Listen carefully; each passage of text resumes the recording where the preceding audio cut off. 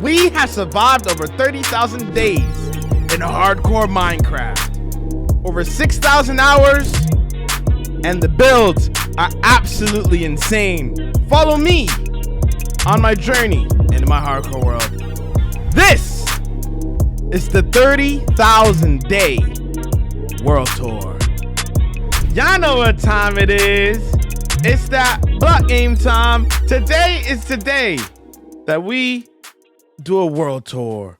I have survived over 30,000 days in hardcore Minecraft, and today is the day that we do a world tour. And first, we're gonna start off with the main base.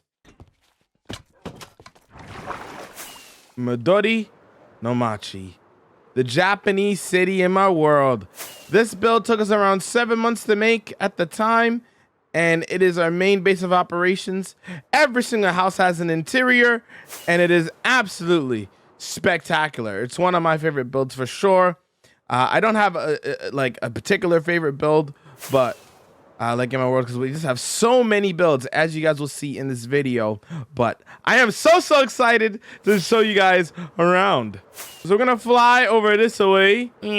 So a lot of my world, we have paths connecting up everything, and even signs leading towards different areas and stuff like that. But right now, we're at the very start of Madori Nomachi, and I am about to show you guys what we have made in this massive city. So this is kind of more the start area of the Madori Nomachi. So like I mentioned earlier, every single house has an interior. So it doesn't really matter the house that you go into. There's always going to be an interior of some kind. I can go to a couple of these houses and just show you. We really did do all of the interiors. Over here, we have a pretty cool area. Nice little build here. Over here, we have a fancy little panda area. I think this area turned out pretty cool in my opinion. I'm very pleased with how it turned out. We got a bunch of pandas in here, just chilling and vibing and chilling, all with different names and stuff. It's pretty cool. Nice little panda area. I thought it would be pretty cool to add this. Nice little Japanese lanterns, I believe you call these. But yeah, like this turned out pretty cool. So we're still kind of more around the village side of the city. As you see, downtown there is absolutely massive. The whole build as a whole is crazy massive. But next up, I'm going to show you our Japanese onsen. A Japanese onsen is basically a Japanese hot spring. It is pretty cool, and it is super cozy. Walk into here. Good vibes, little check-in spot right over there. And then the main area over here where it's just nothing but vibes, dude. Absolutely nothing but vibes. You're just sitting here, you're vibing, and you're doing your thing, you know? And it's just super cozy. We'll fly out here. I'll give you guys another look here from this angle. It's super cozy vibes. Definitely one of my favorite areas in the world for sure. Little areas within the Japanese city. Lots of little cool details and stuff. I'm super pleased with this. Moving on, we have a bunch of areas in here. Trying to show you guys as many as I can. Over here we have this nice little campfire area and a little area right here where we're chilling. But over here we have our Axolotl pond. Now this is actually the Axolotl pond number 2. We had a smaller one that we expanded. If you've been around my community for a long time, you would know that we used to have like a tradition where we would breed axolotls at the beginning, at the end of each and every stream, and we would try to get a blue axolotl. Eventually we did get that blue axolotl, but it was not from here. We did like a separate axolotl breeding stream where we eventually got it. But yeah, it's a nice little cave that we got here. You may see random little armor stands throughout the world. I don't have too many armor stands throughout the world, but I have a decent amount. People in my community claim them, and they can be in just like a little bit in the world and whatnot. Here we have Gatekeeper holding a nice little note block and stuff. Flying over this way, we have our cat and dog area, and I think this area is pretty cool. You go inside here, We got some of the new dog types as well that we brought over here later on down the line when they added all the new dogs and stuff. Nice little fog effect. Hardcore heart in the middle here, looking pretty cool. And yeah, we just have a bunch of dogs and cats. That's really all it is to it. However, over this way, I haven't put a sign yet because we're not done this yet, but this is going to lead to a different area that we'll be talking about later. But we're still showing you guys a little bit more of the Japanese city. So now we're more onto the downtown area of the city, and this is easily my favorite part of the build as a whole. Just the downtown area, everything's super condensed, super dense, lots of houses, pagodas, all the works. It's really spectacular, and I really like it. The first thing I'm going to show you is something a little bit on the side here. So if we go down this way and we go over here, we have a little side area, still a part of the city, but just on the side a little bit. We have like a little ladder there that we can go to. And yeah, over here we have like a little like mini swamp. Super, again, another one of those like super cozy areas and stuff. Nice little water mill on the side here. Just nothing but cozy vibes when you see a little bit of the pagoda in the back. It's super cozy. One of those little areas where I just like, you know, put the extra work into it just to add a little bit of detail and whatnot. Super pleased with that. Going further down into here, so we have a lot of buildings here, as you guys can see. Again, like I mentioned earlier, every house has an interior, so like when you walk by these houses and stuff, to feel the immersion and everything like that, you could literally peek through the windows and still see the interiors on the inside and stuff. But like, it's just, I love this area so much. Our big goal for us when it comes to my world is the immersion and world building. So we have a lot of little details absolutely everywhere. Next thing I'm going to show you is an area that I don't get to show too often because it is underground. So underneath the Japanese city, we have a swamp. Wait, I just said swamp. What did I just say? Hold on, I had to take a double take there. Wait. I said swamp. Okay, I have a sewer. Sorry, that's what I meant to say. But yeah, underneath there we have a nice little sewer. And if you haven't noticed, I'm wearing a turtle helmet.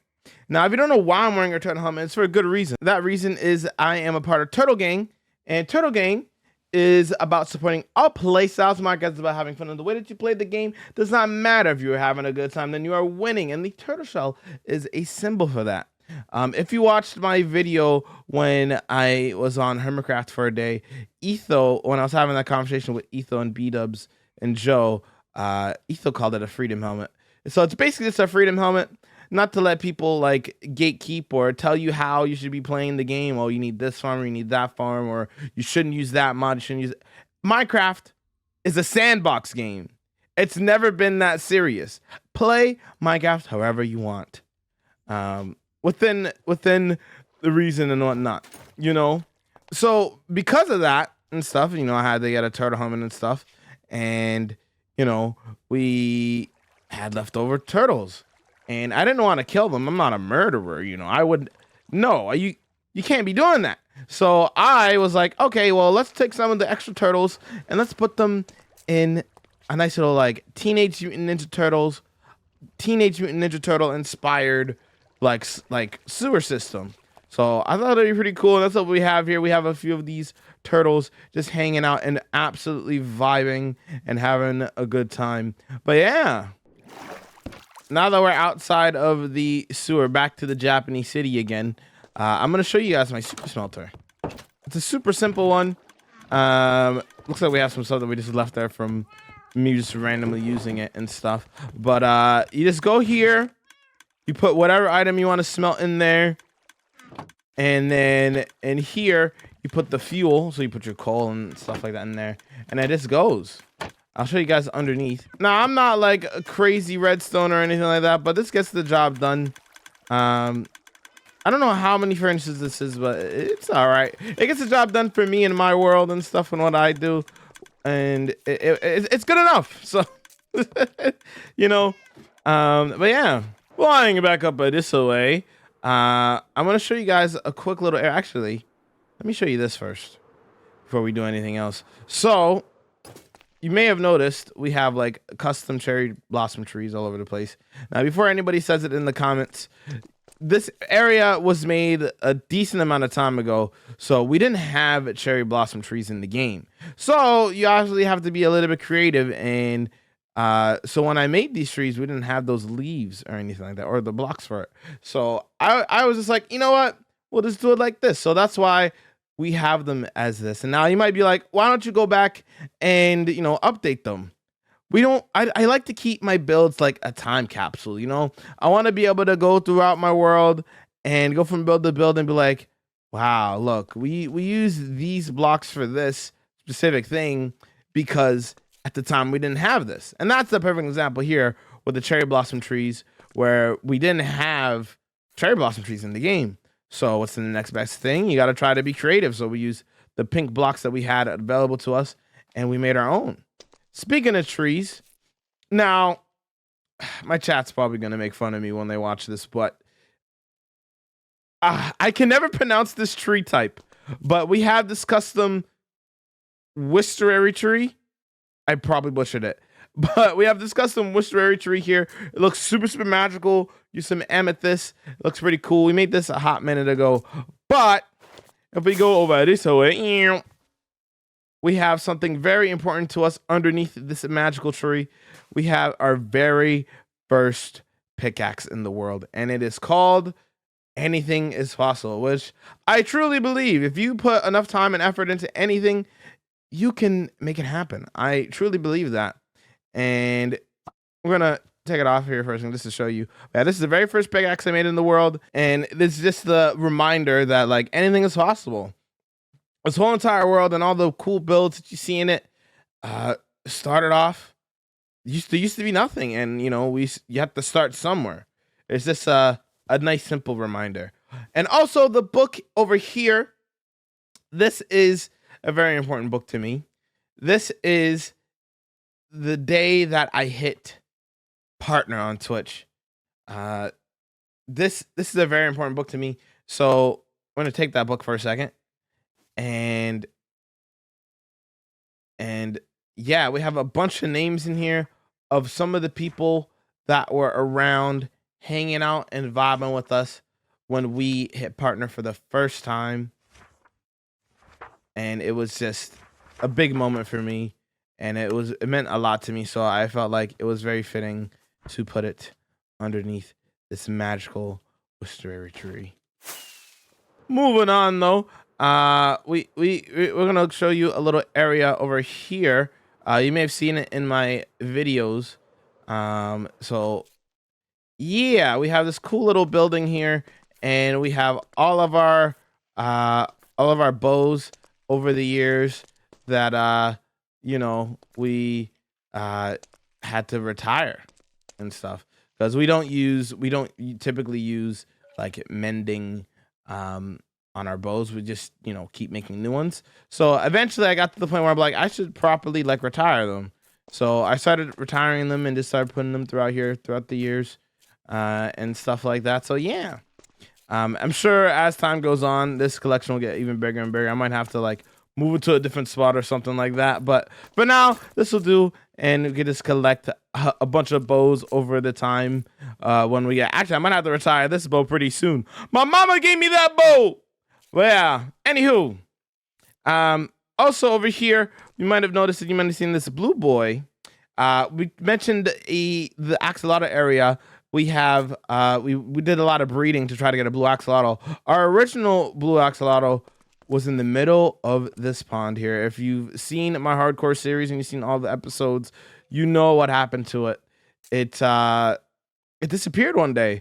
We to this day have no idea what happened to it because we had it in here for like thousands upon thousands of days, and like nothing really ever happened to it. It was just chilling.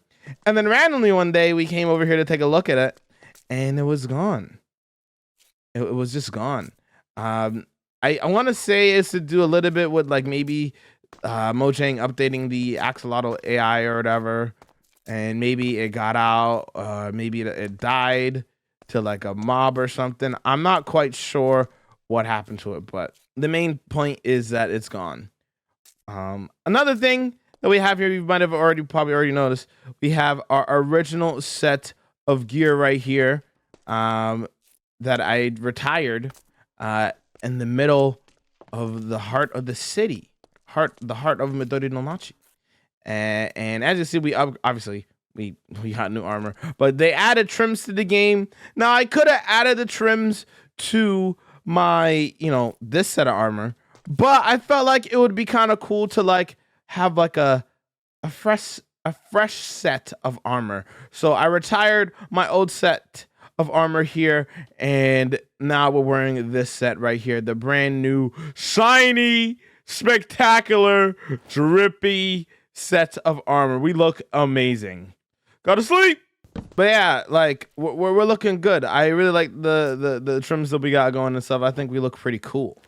Also, speaking of, you might have also noticed this trapdoor here. Now, underneath the heart of the city, we have a little axolotl racing arena. So we use this area to do axolotl races and stuff. Now, you might be asking, how does one do an axolotl race? Pretty simple here. If you've been in the streams, you've seen this before, but basically, we have this wall up in the middle. We put an axolotl there, we put another axolotl there, and then we put a tropical fish and a tropical fish. And the first axolotl to kill the tropical fish wins. And this will decide many different things, like who gets an armor stand, who doesn't get an armor stand, etc., etc. That's what we usually use this axolotl racing arena for. And it's a lot of fun. Kyle, my boy Kyle, you may have heard a lot of his music in my YouTube videos. His axolotl, for whatever reason, is just incredible. This axolotl is the axolotl that has won the most amount of races for some reason. I have no idea why. If we go in this book here and you take a look, Kyle, that's my boy Kyle right there, 24 wins. Whenever his axolotl is in a race, he just always wins. It's so bizarre, and we don't know how this happened, but like that axolotl specifically just OP. I don't get it. But yeah, so his axolotl was so good we had to put him on a little item frame. I thought that would be pretty cool. But yeah, that's this little area here looking pretty cool, looking pretty spectacular. Next up, we have our trading halls. And I say halls because it's two separate buildings. We have this one and then we have this one. We'll start off with this one over here. We have some of our we have some of our sorry. We have some of our villagers, a lot of librarians here and like masons and stuff. So like we can trade for books if we need books. We could trade for quartz or whatever, glazed terracotta, whatever we need from the masons. And over here is usually where we make more of our emeralds, and that's where we usually spend our emeralds usually. And then over in here we have our trading hall, our other half of our trading hall. We have a couple of farmers, some clerics, a bunch of toolsmiths and stuff like that. So we can trade iron, and we can trade the iron, and then we get emeralds, and then etc., etc. Even more dudes over here. What are these guys again? I barely traded with these guys. Cartographers. There you go. And then we have here we also barely use these guys, if I'm honest. I usually just trade the iron, but we have these guys over here as well, where if I wanted to trade like sticks for emeralds, we could. And as you see, we get lots of emeralds from just trading iron and stuff. Down here, we made another expansion to this area. And this area down here, we have even more clerics, like filled to the brim at the bottom here, where we get XP bottles, which you guys will see why we want XP bottles a little later. And actually in a little bit, but yeah. And then on top, I think we have more masons if we want more quartz or whatever, just so we have a little bit more wiggle room for those sort of projects in the future. But yeah, those are the two kind of trading halls there. kind of working in unison with each other kind of vibe. But I'm sure you guys want to take a look at my main base. Obviously, this whole area is my main base, right? Whole entire city, Madori Nomachi. But a lot of our stuff is in that castle over the Japanese castle. Let's get in there, dudes. And now we're inside here. This is where my storage is. Yeah, I don't have an automatic storage. Now you might be like, Jamal, that's so cool. You have a 30,000 day hardcore world. I wonder what your storage looks like. Is it automatic? No, it's not automatic. Okay. I am the auto sorter. I manually sort everything here. Now you might be like, but I see copper golems. The copper golems are all just for looks. I'm not gonna lie to you. I just like having movement in my base. I think it's really cool. I think they're all really, really cute. I'm a big Star Wars fan, so there's my boy R2D2. But yeah. Although they're not completely useless, you kind of use them to like throw away stuff. For example, check this out. If I put a torch in here, this little guy will go grab it, yoink, and he'll go throw it in that chest, and that chest will throw it out and stuff. So I do kind of like doing that sometimes if I want to like throw away an item or something like that. I think it's pretty cute. So yeah, that's what we use those for. I mentioned earlier about XP bottles, and this is what we use our XP bottles for. We have a mini little XP shower here. It's quite cool. We trade for the XP bottles, and then we kind of just put them in here. And then every once in a while, when I'm in my base quickly to grab something or whatever, else I go sleep or whatever I'm doing, I could just quickly go in here and just quickly repair an item or two and keep it pushing, you know, which is pretty cool. Little bedroom in here, nothing crazy, just a simple bedroom and stuff.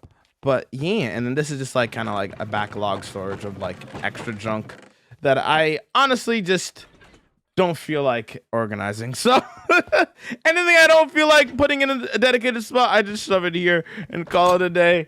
But yeah, obviously up here, you saw it at the very beginning of the video. This is kind of our like throne area. This is where we start stream and where we end streams. We have like all these little armor stands here from when the added trims. We got every single trim type just chilling all over the place here, even up at the top here and stuff like that. Over here we have like a little first system. So if you pull up to the Twitch stream and you redeem first, you will get the opportunity and chance to get into this book where we keep track of our first. It resets every single like 20 times. So currently, so let's say bind, for example, got to 20, right? Everybody in this book would have it reset. So everybody would go back to 0. And then every single time somebody gets 21st, I give away a Steam game. You have to have Steam. If you don't have Steam, then I'll give a armor stand in the world, which is pretty cool. As of the making of this video, it is currently a tie, I believe, between bind and pump. But yeah. And then here are the like I update the leaderboards from every stream. So let's say tomorrow bind gets first, then bind will be here, and then pump will be moved over to here, etc. That sort of thing. But yeah, it's pretty cool. So if you pull up to the stream and I start stream and you redeem first at the very start of the stream, you can get yourself in that book and potentially get like if you continually do that, you'll get an opportunity to, you know, win prizes and stuff. Also, Mojang recently changed something in the game where anything climbable deactivates your Elytra. So if I fly out through my window here, I get stuck like this. So beforehand, I was able to just fly out the window normally. Not anymore, though. I am now. So sometimes if you do it at a certain speed, you can go through. But most of the time, you get stuck like this. And it's really stupid.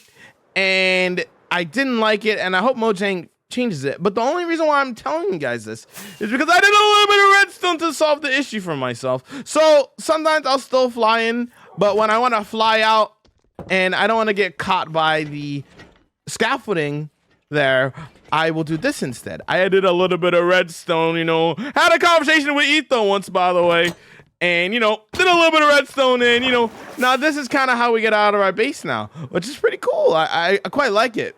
Nice little fun redstone way of getting out of my base and stuff. I think it's pretty cool and a good solution to that change and stuff. This also does include, like, the deactivating of the Elytra does include, like, glowberries and stuff as well. So check this out. It's quite annoying. I don't know why Mojang changed this. I hope they change it back one day, but it did cause me to do a little bit of redstone, and I'm pretty proud of it because I'm not necessarily a redstone person, so I was pretty proud of myself for that. All right, we went to that door, we went to that door, and now there's this door. So now the whole storage is manual, except for this section here. This is where I get my rockets from. And this is where I get my rockets. It's autocrafting. I had my chat help me design this. I'll be completely honest. I could not tell you how this works. I had my chat help me do this. I have no idea how any of these things work. I have like a lectern here or something in the T flip-flop 7 something, and then into this, and then I don't know how it fully works. But what I can say is that we have a little sugarcane farm underneath, which I'll get to a lot of these farms here later on in the video. We'll come back to this. But we have the sugarcane farm that goes into here, and then we manually bring over the gunpowder. Oh, wow, we're running low. Oh, there we go. There's some gunpowder in here. But yeah, we manually bring over the gunpowder here, and it just auto crafts it into there. Redstone. But we'll get back to this later, and I'll talk about like all of the farms and stuff later. But yeah,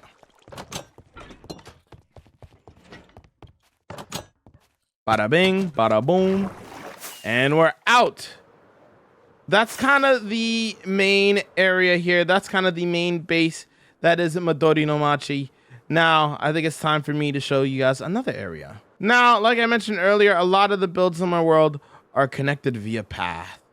So if we were to go over here and then right here, nice and smoothly and everything like that, and we look at the sign, we are currently at Madori Nomachi, and this leads us to the cherry bomb forest and the mines of Molston.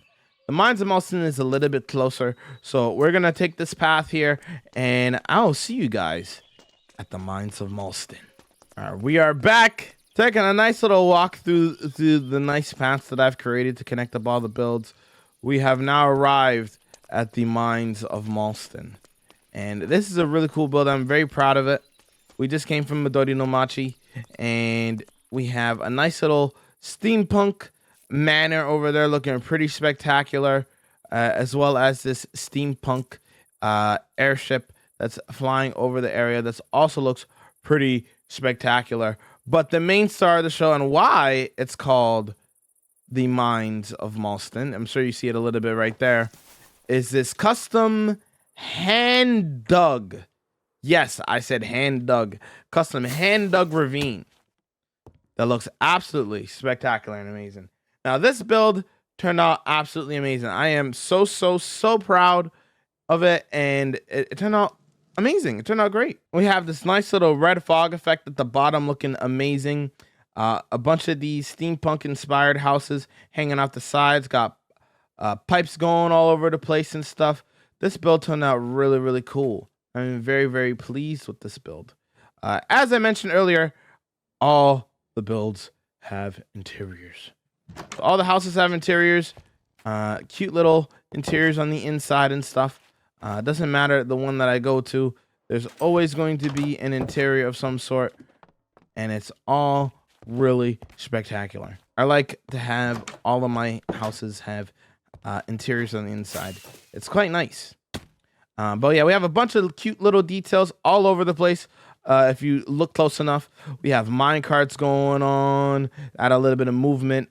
We have pulleys holding several different items, like that one's holding diamonds.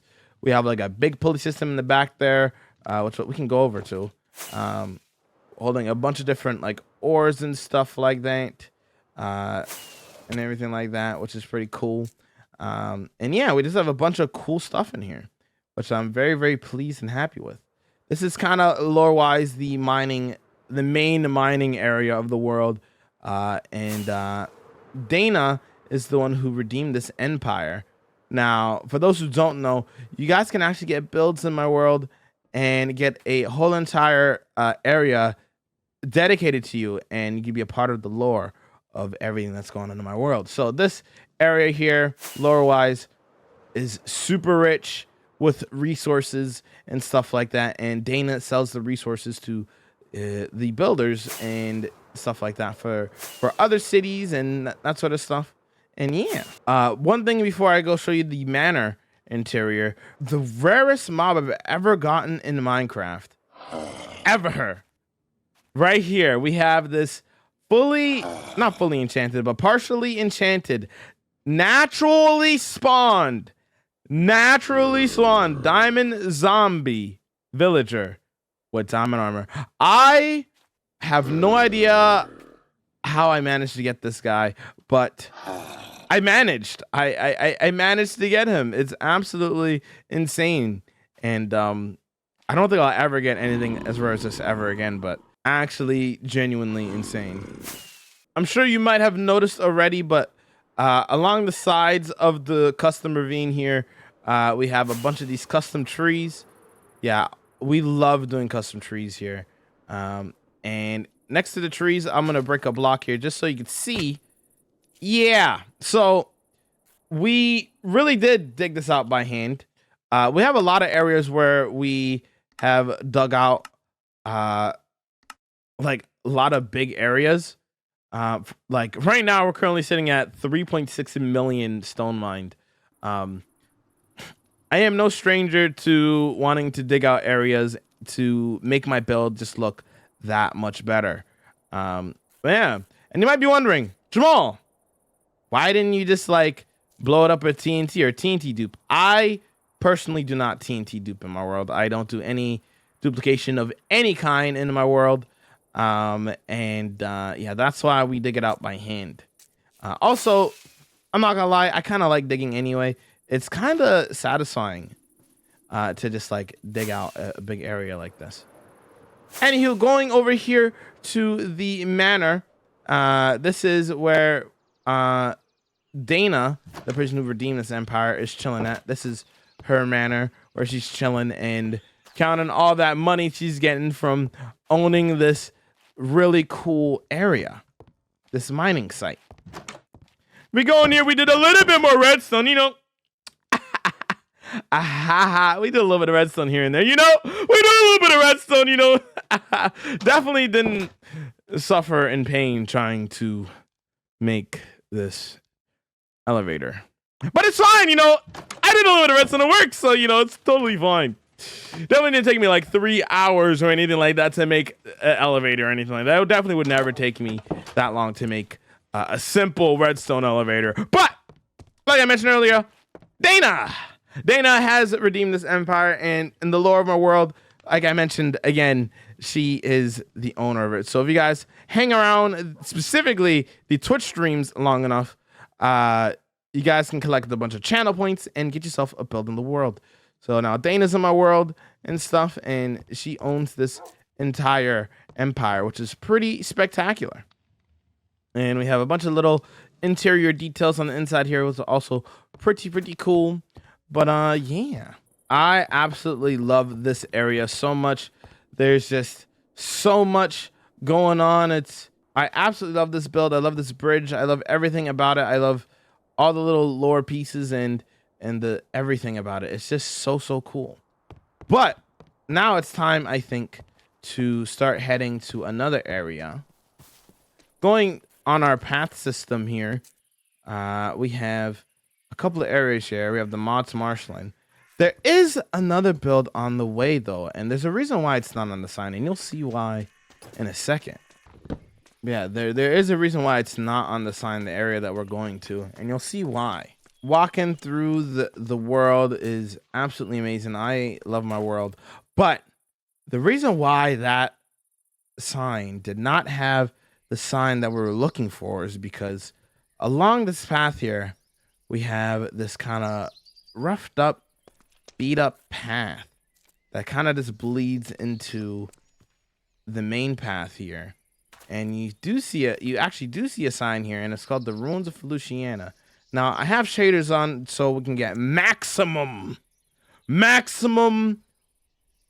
immersion for the lore that I'm about to tell you guys right now. But yeah, so walking along the path here, you see this beat up path. Now, if you choose to walk through here, you'll be surprised by something. So when you're walking to the path there, you're like, okay, I see the sign that said the Ruins of Feluciana. I've never heard of that before. Whatever. I'm gonna just continue walking through the path. And you know, you're seeing the path is super not well kept. It's overgrown. It's a little beat up. And you're starting to see a little bit of what's going on. You're like, I think I see a mountain or whatever. And then you get a little bit closer and you're like, oh, there's a castle up there. That's pretty cool. Okay. I wonder why this place is abandoned. That looks absolutely beautiful. And then you get a little bit closer and closer, and then you start to realize why this place is in ruins. And you start to see a little bit better, and you see this creature, this Wendingo, this monster that has taken over this land. And you see why this place is completely abandoned, because of this monster that has taken over the land. But yeah, flying up here, this is the Ruins of Feluciana. And this build turned out absolutely amazing. I am very, very pleased with it. I'm very, very happy with how it turned out and everything like that. Now, if you fly up here, you get a little bit of a closer look at the monster here.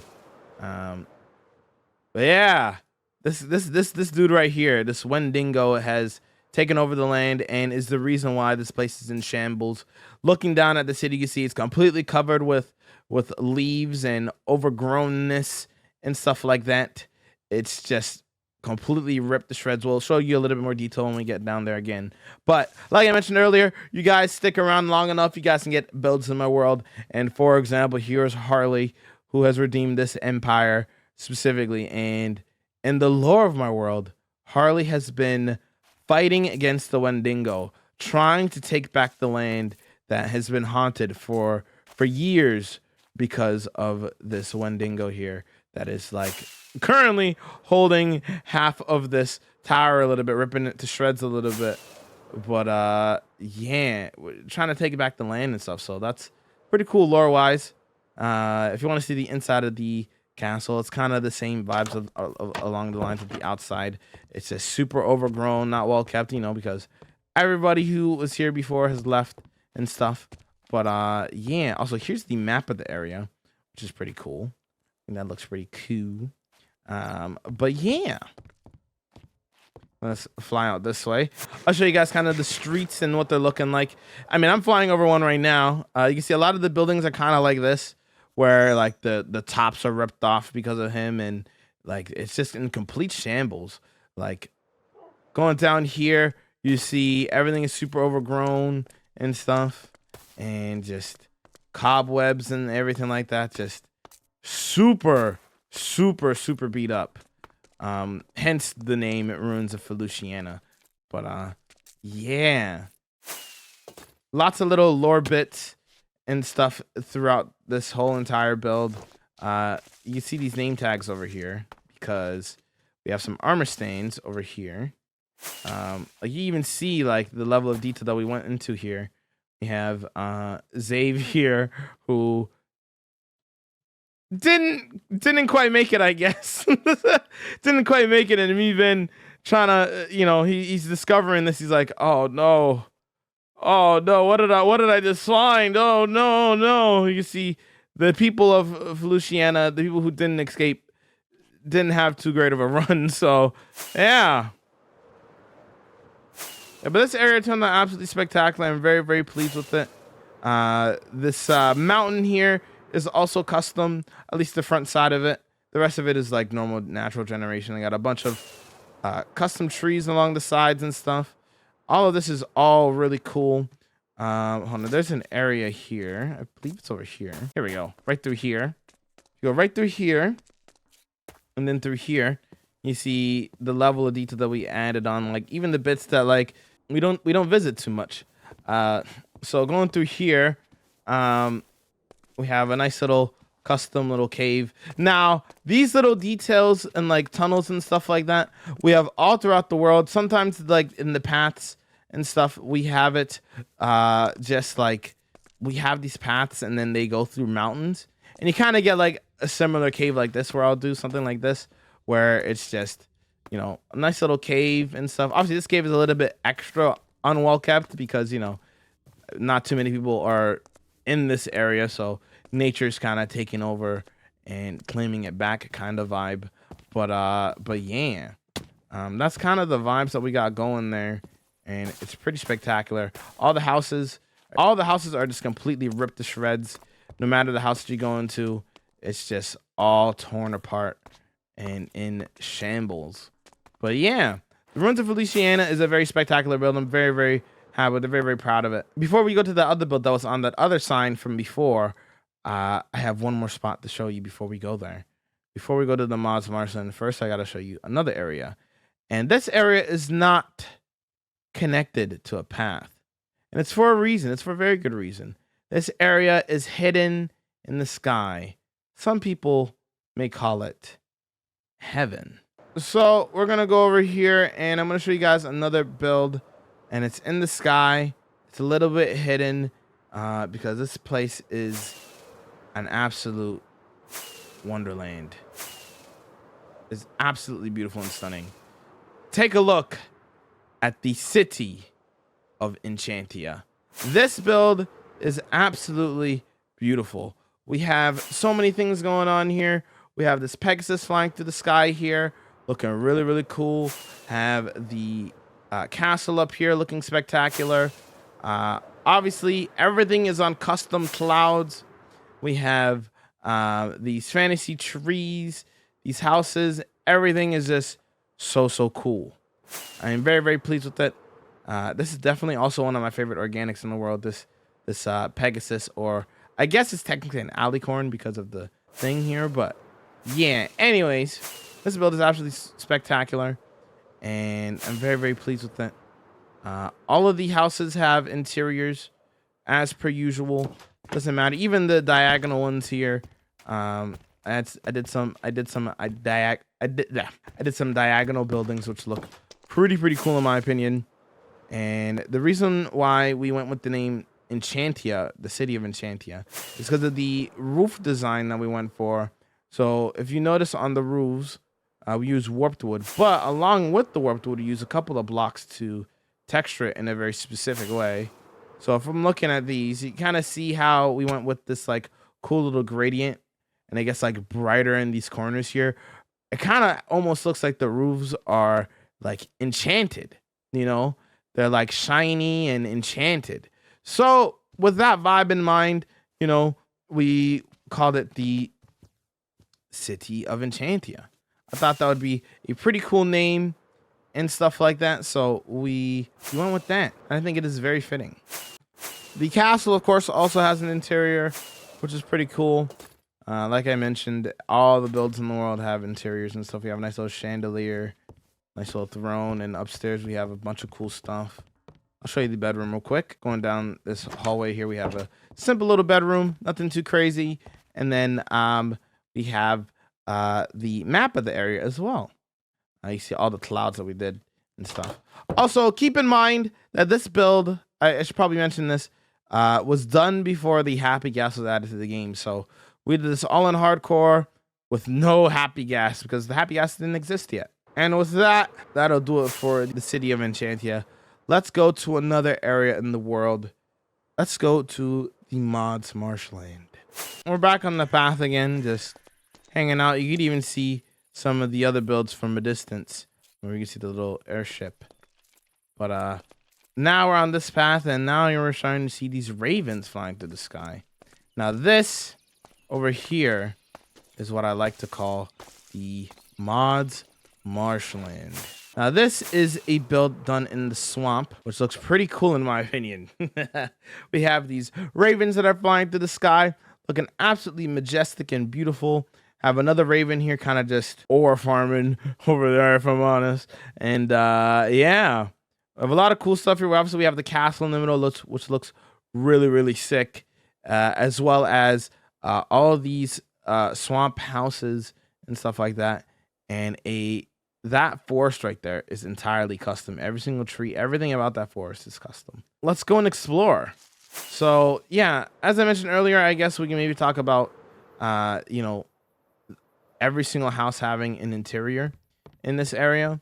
I see this is a nice view of the area here. So for the people who live in this town here, in this village here, they get around on boats.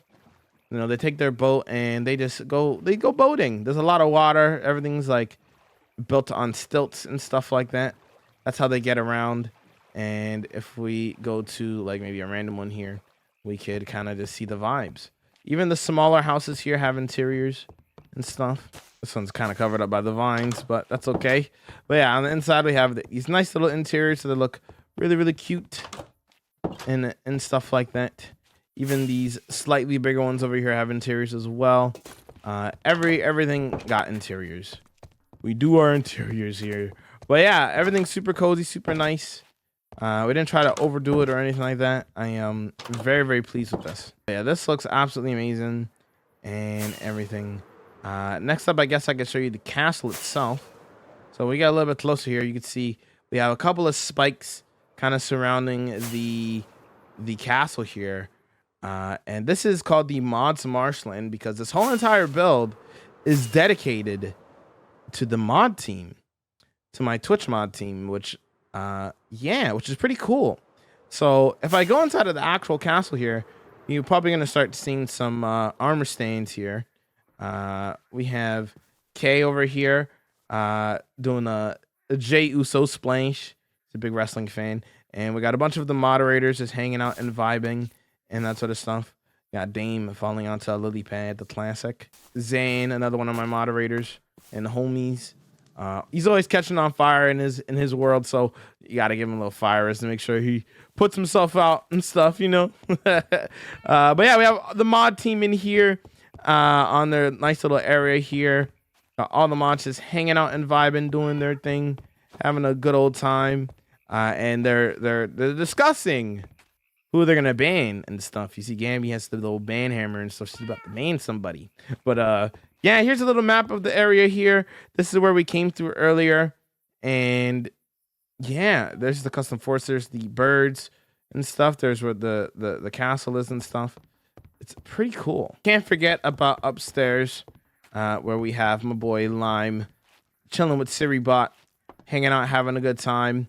Lime is a writer, and he is writing up some absolutely insane stuff. He's just doing his thing. Can't forget about my boys over here. We have my boy Kyle. As I mentioned earlier, we mentioned him a little bit earlier. He makes a lot of music, and in some of my videos, you hear some of his music. And yeah, he's got his little music disc, and he's chilling and vibing. KG's over here. KG's having absolutely amazing time listening to Vibecraft that Kyle has made and stuff. All the music that he's made and stuff. So they're just hanging out and dancing over here. Onto the custom forest. This is honestly one of my favorite areas in the world. I love this area so very much. It is so beautiful. We can walk through it without shaders a little bit, and you just see all the little details that we added. The mud and the lily pads, the small drip leaves, and everything. Every single tree is custom, handmade. And it's just, I put a lot of love into it.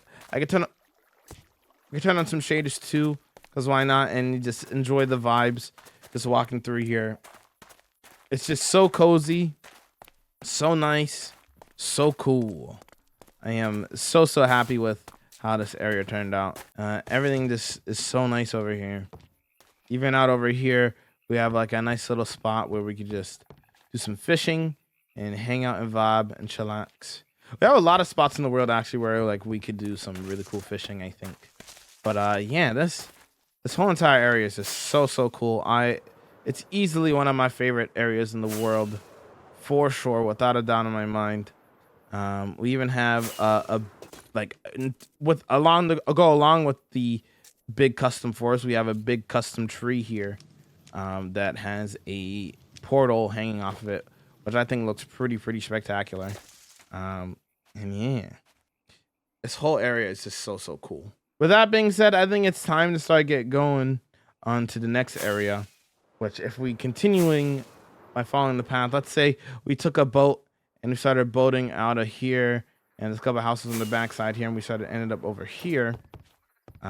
We haven't updated it yet, which we should, but there would be a sign here, and this will lead to the city of Xanerk, which is where we're going next. So I'm just walking here and on my way to the next area here, but I wanted to show you guys just like a couple of more examples of just like, you know, we have a nice little tunnel going through here, and then the path continues.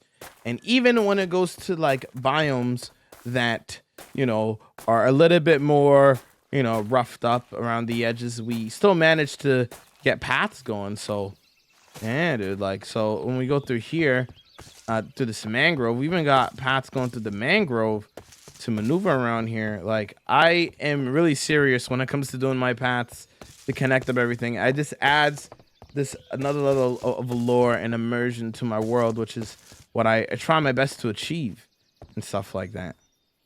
And even going through here in the mangrove, you're thinking, okay, this entire path's gonna look like this, but then I cut into like the little terrain here, and we have some axolotls just chilling and hanging out in this cool little mini cave, which looks pretty cool.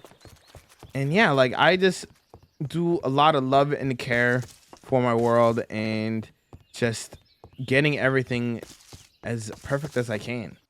We just came from the mangrove and we've gone into the swamp, and now we're starting to enter our next area here. Now this area is really cool. I'm very happy with this area. Welcome to the city of Xanerk. This area is massive. It's massive. It's a lot going on here. We'll get back to this little spot as well. This is technically a part of the city, but not actually. We'll get more on the lore when it comes to that in a second. But yeah, the city of Xanerk, another one of the super big empires in the world, where they're just super rich and stuff. So we have a nice little Coliseum that they have over here, and 197 houses. You heard me right. 197 houses. Easily the most amount of houses I've ever done for a singular build. So compact. This is technically, so okay, a question I get a lot is like, what is your biggest build in the world, right? And technically speaking, it's the Japanese city, right? The spans for like 700 blocks or about so. This is technically smaller than the Japanese city. However, this build is way more dense in so many ways. Like, I placed so many more blocks for this build. Also, let me show you guys a couple of interiors just so you can get an idea of what the interiors look like over here.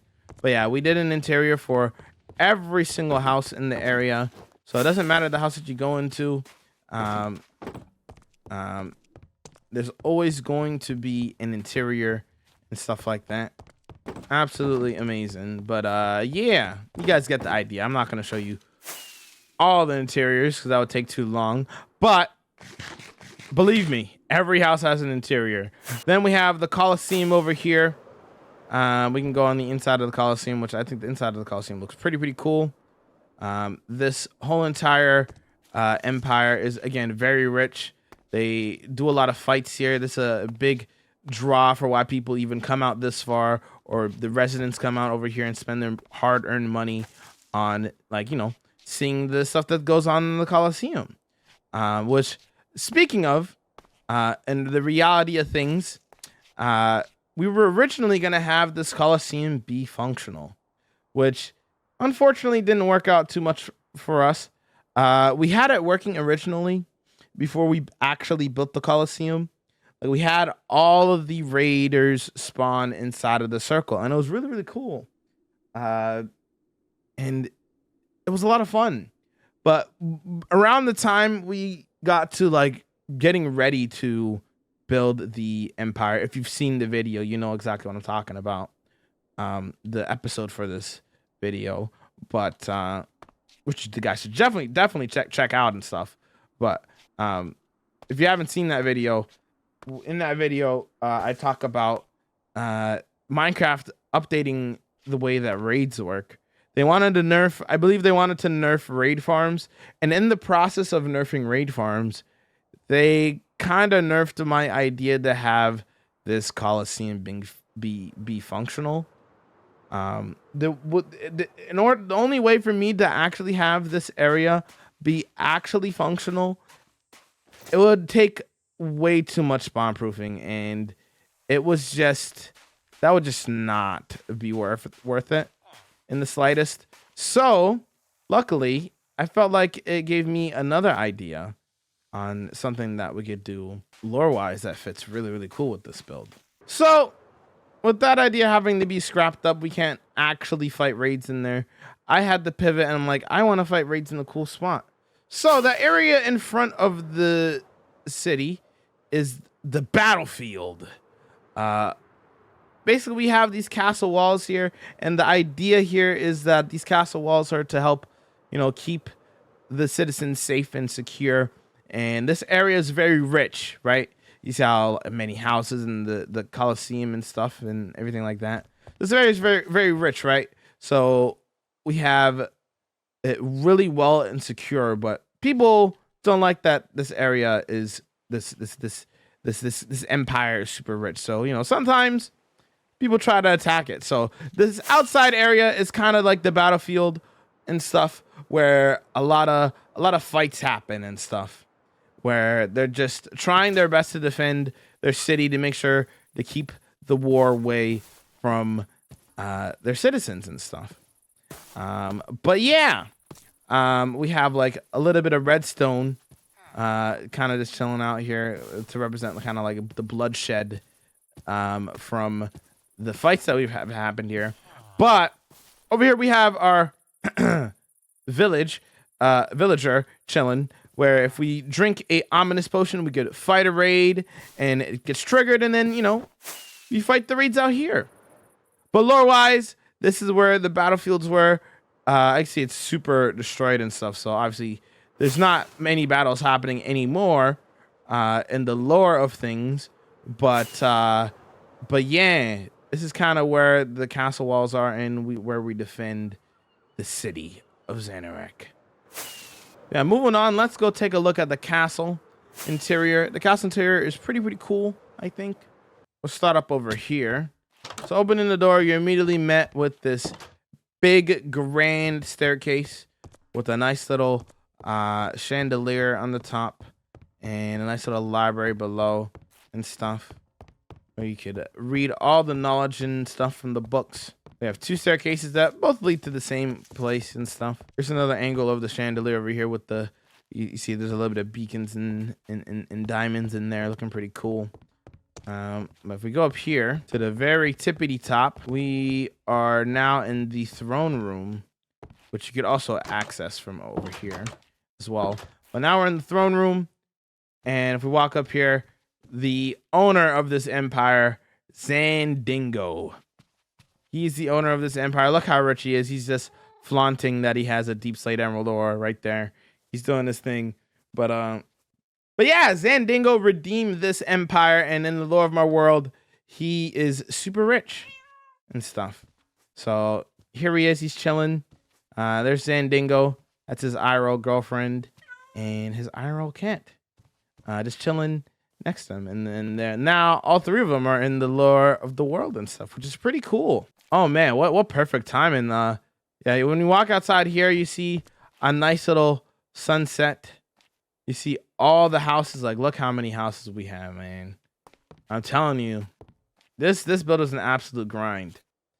Speaking of how massive this build is, I'm about to blow. If you know nothing about this build, I'm about to blow your mind even more. You're probably liking what you're seeing so far with the city of Xanerk, but there's something that you must know about this build that is very important. So part of the reason, so obviously it's already a massive build, right? It's already massive. We know this. You guys could just by looking, you see how massive this build is, right? The desert that I found for this build was small, right? And I didn't like that it was small. And I know I like having my paths, right? So with that in mind, the fact that I liked having my paths and stuff and everything's super connected, I wanted to, this was close enough where I could have it connected and it's not too far away. So my next course of action was to make it bigger. If I go like so, I'm gonna be like, Jamal, why is there dirt underneath? What? If I break that dirt, I am actually in a lukewarm ocean. I would say roughly about roughly 50%. Let's go with 50% of this desert is handmade and just expanded because the original desert was not to my liking, not quite my tempo. So it was not quite my tempo, and so I decided to expand it myself. And I'm so glad that I did because this build looks way better because of it. So it's kind of funny sometimes when I come visit this area, chat, on my live stream. Sometimes it'll be raining in some sections of the city, and then in other sections it won't be raining, and it's super funny. But yeah, that's why it's the way that it is. Along the side here, we have another little light path that kind of roams around another little light path along the sides of the city walls. Kind of leads you to another cool little area. This cool little area is the desert oasis, or what I like to call it, the mustache oasis, and you'll understand why I called it that in a second. Well, we have a nice little oasis in the back, which looks really cool. For a couple of arm stands of the viewers that hang out and vibe and stuff like that, we put them just hanging out, having a good time. Like they got the little axolotls that earned them their little spot in this little area here. But yeah, it's pretty cool. And then over this way, I mean, this is just like a premium fishing spot. Like you even turn on some shaders, hang out on a vibe, do a little bit of fishing. It's absolutely beautiful over here. And let me show you guys from out over here. You can even see a little bit of the castle in the back, which is pretty cool. But yeah, this whole little area is just so cool. All the custom palm trees. Man, palm trees are annoying to make, but when you pull them off, like I have, I think they look pretty cool. So yeah, this area turned out pretty fantastic.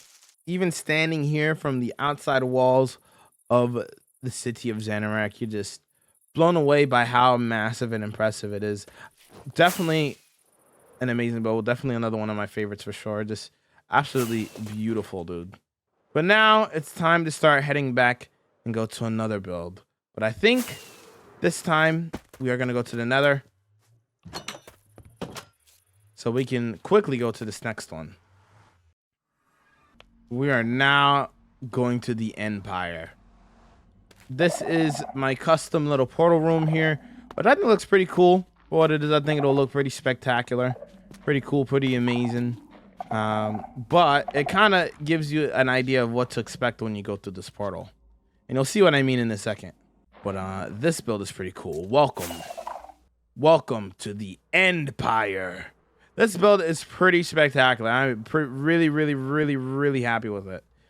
We have all these crystals over here looking pretty spectacular above the pillars. We mined one of them down, so we have like a nice little view of the mud castle that we made here, looking amazing. Then we have all these fantasy inspired houses kind of just chilling all around here, all with interiors and stuff. I'll show you guys what one of the interiors looks like. But yeah, I mean, we have all these custom amethyst trees looking beautiful. This skulk path going through here, just looking, it's a very magical place. We even have like these 2 custom organics coming out of the magenta fog effect. Just room. just coming out of the fog, and we added like these cool little banner eyes and stuff. But yeah. Inside here, you can see the vibes that we have going for the interior. This like magical kind of vibe in here, looking pretty cool. But yeah, like this area is definitely another one of my favorites for sure. This build specifically was the first ever empire that I did for one singular person. And also to this day, fun fact, is the quickest empire that I've ever done. This build surprisingly only took 21 days IRL to make, which is absolutely insane. I absolutely was streaming a lot when I made this build. It came out absolutely amazing. And Swans is the person who I did this build for. Here he is on his throne, chilling and hanging out. He's the first ever empire in my hardcore world. First ever build that I did for one person. Yeah, this build is pretty cool. Oh, let's say what's up to Randy. I gotta give you guys the Randy lore. So underneath our end portal here, this is where we fight withers. So we get us to be chilling out and, you know, get a bunch of beacons going. We kill our withers. Because we've already fought it, like, you know, normally a bunch of times. So it's easier just to, like, fight it underneath the bedrock here. But this boat used to be closer. So it used to be right over here. So usually I'd come through here and I would look at Randy, get Randy to yell at me, make sure my mob sounds are on and stuff. And yeah, then I'll just go to the portal. But through the years of like using this, the explosions killed the first one, very sadly. So the first Randy died. So if I go in the back here, we have a little grave for Randy.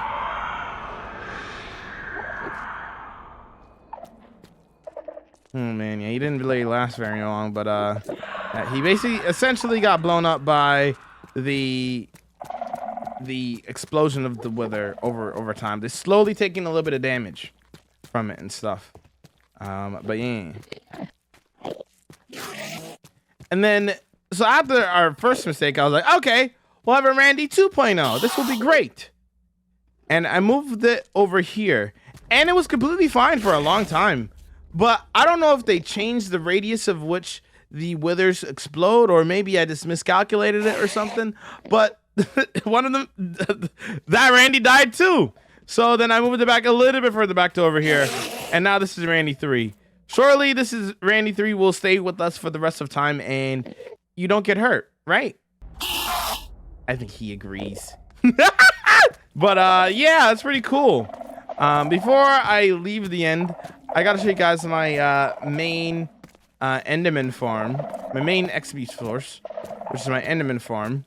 While we're here, now this area here is pretty cool. I'll reveal it. We originally used Ilmango's gold farm, which was patched recently, so we had to pivot and go back to using this one, which is totally fine.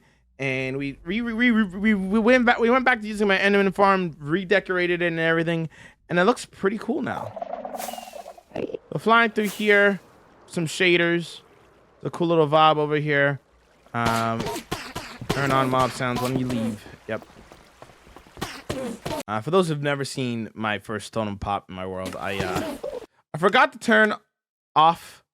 I forgot to turn back on my mob sounds, so a creeper blew me up. But that's besides the point. Anyways, that's why I have like these signs telling me to just like, boom! Turn back on the mob sounds when you leave. So just so something like that doesn't happen again. Anyways, this is what the Enderman farm looks like with some shaders. It's really cozy here. This is now my main source of XP. I used to use Ilmango's gold farm for XP, but now that doesn't work. So now this is kind of where I get my XP now and stuff. So check this out. Yeah, it works. It does the charm, does its thing and stuff. Pretty cool. Let's take one of these, and usually on our way out, as a easy way to remember to turn back on my mob sounds. Well, first of all, turn on my mob sounds. Second of all, we'll take a nice little splash bottle. Shout out Filza, one time for the one time. Eardrum check. Boom. Do that, and it's super, super satisfying. And we got a bunch of XP. But, anywho, let's head back here. Let's head back and go to the next area. All right, now we're kind of back in Madori Nomachi again after going through the end portal. Because my spawn is literally right over there. But I think it might be a good time to check out. Speaking of my spawn, I spawned over here, and I think I traveled through this way, and I eventually ended up where my starter base is. I think it's time for you guys to see the starter base.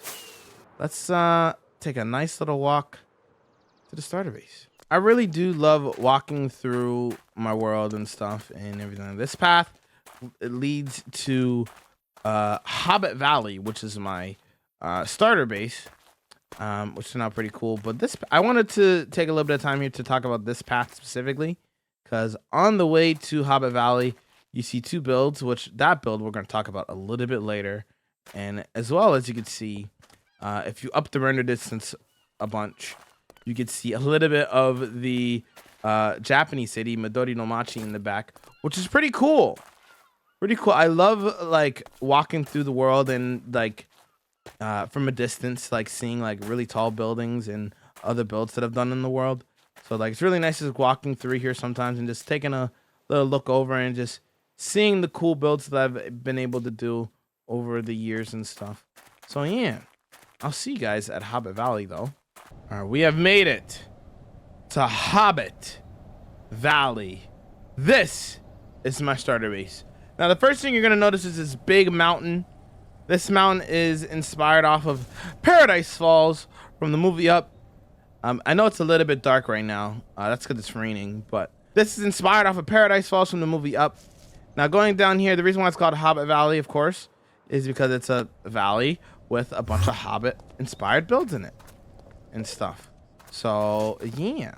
Now I gotta be honest, I've never actually seen the Hobbit movies, to be completely honest. But I thought it would be a cool little style to do, because this used to be a village. We destroyed the village and we built our first house on the side of this wall here, and I was like, this is cool. Maybe we can make this whole area like Hobbit themed. So that's what I did. This is the very first house that we made. This is the starter house within the starter base right here. So going in here, this is where it all began for me. Humble beginnings. For those who have been around with me for that long, but yeah, humble beginnings and whatnot. Storage is extremely unorganized. Some of it is organized, like this is organized nicely. That's organized nicely. Yeah, here's my old bedroom and stuff. My original like bee farm and stuff like that. Like we have like a bunch of stuff here. My old sugarcane farm. That doesn't look like this. This is a really small sugarcane farm, but I got the job done for early game, so it did what it was supposed to do. A little carrot farm over here. I guess still got stuff in here. Look at that. Yeah, I barely visit this area anymore, but yeah, cute little starter base. Cute little starter house. Speaking of which, this will be something cool to show. I feel like that I don't feel like it gets talked about enough when it comes to like old worlds. So if you're new to Minecraft, You might be wondering why there's a strip mine at Y level 11. If you're like completely new to Minecraft and you're newer and you're more new school and you haven't really been playing for that long, Deep Slate never wasn't in the game originally. When I started this world 4.5 years ago, Deep Slate did not exist. You know, it just ended at Y0. So for diamonds, you had to strip mine for it, or you know, go through these small little caves and stuff. So I've been playing, me personally, I've been playing Minecraft since beta. So I've been playing for a long time, and level 11 was always my mining level. So it's pretty cool, just like coming down here again and just seeing my old strip mine and stuff where I would just mine for hours to get diamonds and just hang out and have fun and that sort of thing. But yeah, I thought I would show this because why not? You know, I feel like it's something that people don't really see or show enough in like their worlds and stuff, especially their people with older worlds. It's the cute little stuff like that, you know, the old school mines. Yeah, that was my very first mine in the world right there. It brings good memories for sure. Yeah, there's a lot of different areas here. I'll try to show you guys them as much as possible. Shout out my boy Alfonso. His backstory is kind of wild, I'm not gonna lie. This is early on in the world. If you've been around long enough, he was my first horse. He's actually a pretty good horse too. Like, you see how fast he is? Pretty decent. He doesn't jump too crazy, but pretty decent. But yeah, he was my very first horse in the world, and I really regret it now. I'm not gonna lie, but it's fine. I really wanted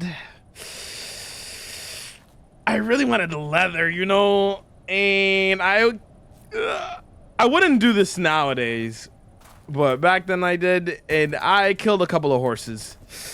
Don't tell anybody. Don't tell B-dubs. Don't. It's fine. But I was going to kill this guy too, but after one hit, I saw how fast he was. I was like, oh my god, I can't do this to him. I already was feeling bad because if you heard the horse death sound, you know how horrendous that sound is. But yeah, his backstory is kind of crazy. I'm not gonna lie. I kind of murdered his family, and then yeah, it's fine. Don't worry about it. It's fine. It's fine. It's fine. It's not fine. But yeah, he kind of has a crazy backstory. But yeah. Over here we have our melon area and stuff. So if we go inside of this Hobbit house, this is our melon farm.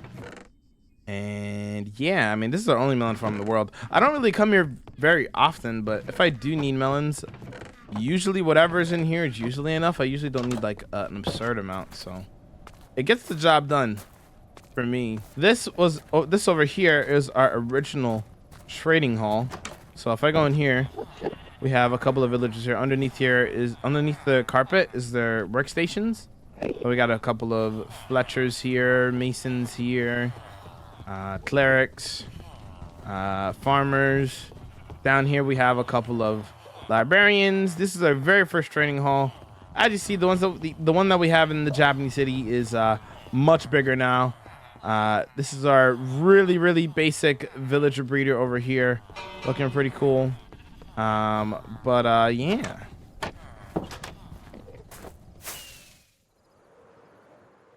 Going over this way is probably my favorite exterior building in the area. Just everything about this. I mean, take a look at this. Right? You have the little nice hobbit hole, the nice little custom tree on top of it, and then the waterfall in the back. That's picture perfect right there. But yeah, that's definitely my favorite house in the area. Hold on, I got a Shalib. But yeah, this is definitely my favorite build in the area. And this is simply just my my sheep farm. My wool farm, I should say. My old one anyway. And yeah, super basic stuff in here. You definitely see that this is a very much a starter area with all the little farms and basic stuff that we have. We also have like a bunch of these like little hobbit thingies. I don't even know what you call these. Like in the side of the wall here, just like storing and showing off of our riches and stuff. Like diamond one, we got an emerald one. We have a gold one. We have an iron one over there. You know, that kind of thing, you know. Our original cow farm over here as well. Our original burger farm over here. I mean, cow farm. I mean, burger. Don't worry about it. I like cheese on mine. And then over here we have our original super smelter. This is the very first super smelter. This is how this area doesn't look as impressive on a map. It just looks like a couple of paths, and that's about it.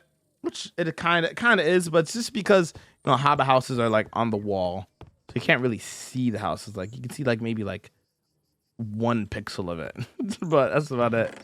Then yeah, this is our original super smelter. Super basic. I think you would just do this. This would be for fuel. And you send that off. And I don't even remember how this works. And I think I did the same thing in the back. I just put whatever thing you need to smelt in there. Super simple, basic. Got the job done back in the day. But yeah, over this way we have Frogmouth Cave. Frogmouth Cave is the very first custom cave I made in the world. Keep in mind this is back in 1.16 when I made this world. And if I go through here, you have a nice little custom cave on the inside here, looking pretty cool. And this was the original Wall of Fame. We have a bunch of cool names on here of some of the OG viewers that were around back then and hanged out and vibed and did their thing for sure. So yeah. Over this way we have the main part of the custom cave with the part that I was looking most forward to. And this area is pretty cool. This, again, keep in mind, this is before 1.18, so this is before the big caves update and stuff. So, I mean, considering that, this is pretty cool, I think. But yeah, I think it looks pretty spectacular in here. I really like how this area turned out and stuff. And then over here, on top of the black stone throne, we have... Before anybody asks, no, he did not spawn with diamond armor. That one specifically, I gave diamond armor. The one in the mines of Molston spawned with armor. That one didn't spawn with armor. Another thing I could show you in this area is where our dragon egg is, which is right behind the waterfall here. Looking pretty cool. We have the dragon egg just chilling and hanging out. It's forever will be here. You see the dragon slain over here and stuff. But yeah, pretty cool. I will show you a couple more things in here. So obviously with every custom mountain that I've ever done in the world, it's hollow on the inside. This is our first iron farm. Over this side, we have another iron farm. Now you might be like, another iron farm? Why would you need 2 iron farms at the beginning of the game? That sounds so weird. This one was accidental.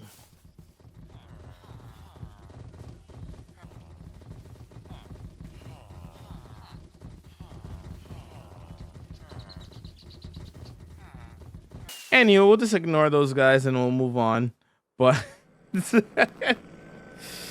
but yeah, this is the starter base, guys. Let's move on to the next one.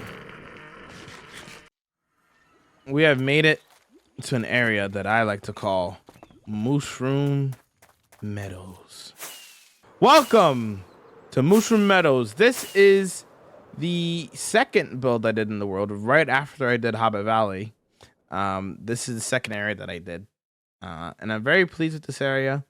As you may not be able to tell, or maybe you can tell, this is a mushroom island. Yes. It is a mushroom island. If you replace all the mycelium in a mushroom island with grass, it is bright green grass like this. It is absolutely beautiful. And I found this area. I was like, we can do something cool here. And this is what we came up with. Going down here, again, same kind of vibe. All the houses have interiors. The castle has interior. Everything has interiors. Super cool stuff. I want to point out the lighthouse. I really like that lighthouse. Lighthouse is really, really cool. Probably my favorite thing in this area. Everything that I've built in this area, I felt like my lighthouses stand the test of time the best. Yeah, there's a bunch of cool stuff. So I have a couple of houses kind of near the water here, with a couple of ships and stuff as well.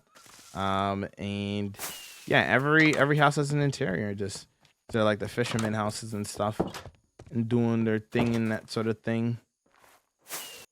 Now we have a little bit more like farm action going on in some of these houses and buildings. So this one specifically, we have a cactus farm hidden underneath. Yeah, this one we specifically have a cow farm, a cactus farm underneath, and this is where we get our cactus from. Speaking of farms, I go a little bit more over a decent way. Actually, wait, I think it's over here actually. Yeah, I haven't been here in a while. We also have, this one is also a sugarcane farm over here, which is also pretty cool. And that sugarcane farm, the sugarcane farm is hidden in this one here, and then the cactus farm is hidden underneath, I believe. And it's all pretty cool. Going up the ladder here, you can see even more interiors.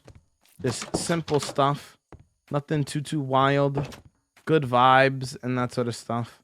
I had so much fun building this entire area. It was an absolute blast, from all the interiors to all the little details to my boy name tag. All of this is all really cool. I have a little church area over here, which is pretty cool. Call this the Kiwi church. Just chilling, hanging out with Kiwi the bird, just hanging out over here. It's a nice little view of like the lower village here with the houses that are a little bit more on the smaller side. This area is extremely cozy in my opinion. Yeah, again, all these houses have interiors as well. Nothing new. You guys know this already by now. But yeah, just super cozy here, walking through here and enjoying the vibes and stuff. I love this area. I love it. I love it. Now, I showed you guys earlier a axolotl pond, which looked pretty cool. But originally, this is the first axolotl pond that we did. And you're about to see why I had to make a new one. Yeah, over the years, for whatever reason, I don't know why, but I'm not sure if this is like a coding thing or what, but over the years, their AI has just gotten so much worse. Like, they pile up like that over here, and then even like expanding it into like this part of the custom cave. They're even more dumb. I'm not sure if it's like the slabs and stairs or what, but like they used to, I remember like early on, like if you look at some of like the older versions of the World Tour, like they used to just like flourish around here, but for whatever reason, the AI got really dumb and they started doing this. And I don't know why. I don't know why. I could not tell you. But anyways, moving on from that mess. We got another one of our super smelters over here. Inside here, also there's one of my deep slate emerald ores. Just chilling. This is another one of my super smelters. He's put in here, feeling here, comes out here, kind of vibe. It's pretty cool. Up it this way. More interior stuff. A little bedroom in here, I believe. And over on this side, we have our little map room. Looking pretty cool. Nice little bench. Take a look at the map. So this is what this build looks like on the map. Looks pretty cool. Very cool. Very cool. And here was our original area where we were breeding. Not breeding. Our original area where we did potions and stuff. Back out of this way. Even over here, we have like this nice little building in ruins over here. Just chilling on its own over here. Kind of run down, overgrown kind of vibe. It's pretty cool in here, I think. A question that I get pretty often on my streams, because I do tend to build a lot of cities and villages and stuff. And a lot of world building, basically, right? It's what I do. Are you going to be putting villages into this build? And this build specifically is the #1 example on why I don't like villagers, and I probably will never, ever again, unless they get a serious update to the AI, will never add villagers to a build ever again. First things first, we need to get this straight. Shout out to my boy, Samsung Smart Fridge. Shout out to my boy. But yeah, villagers are really dumb. Obviously, this villager got stuck in a boat. What you gonna do? You got stuck in a boat. Also, this bee's in here too. He's just vibing. But this guy has no excuse. His AI is so dumb. He has been in that singular spot for probably 20,000 days or something like that. Probably way more than that. He's been stuck on that campfire for so long. He has not moved. I guess his AI is just unable to move off of the campfire. I don't know what's wrong with him. But that's not even the worst of it. Shout out my boy Chalky Milkshake. That's not even the worst of it. Over here I have a nice little pig area, you know. They're hanging out, vibing, doing their thing, being pigs. And for whatever reason, he wants to take a bath in the water. And he is just chilling in there. What are you doing? What are you just doing there? Anyways, yeah, these two are really dumb. But that's not even the end of it, though. We got more. We got one here. We got one there. We got another over there. There's just a bunch of villagers all over the place. Just at first it was nice. Like, oh, there's even another one over there. Like at first it was nice seeing like the villagers roam through, and then over time they just managed to get themselves stuck in one way or another. So I'm never gonna bother with them ever again. But yeah, that is the main reasoning behind that. But yeah. Also, subtle side effect. I don't know how this happened or why this happened, but I always like to point it out because it's pretty funny. But we have this iron golem here that spawned inside of the roof. Super funny, but I don't have necessarily any lore for this, but it just kind of spawned in the roof and it's kind of just been chilling there for a long time. So it's just kind of a thing. Oh, yo, he looked like he wants smoke, bro. My bad. Also got to show off my second. So this. So I started off in Hobbit Valley. Then I moved to this area, and because I moved to this area as my main base at the time, this was my storage over here. This was my storage at the time. This also means that this was the storage that I used to make the Japanese city. I am not joking. This is my spectacular, amazing storage. Spectacular manual storage.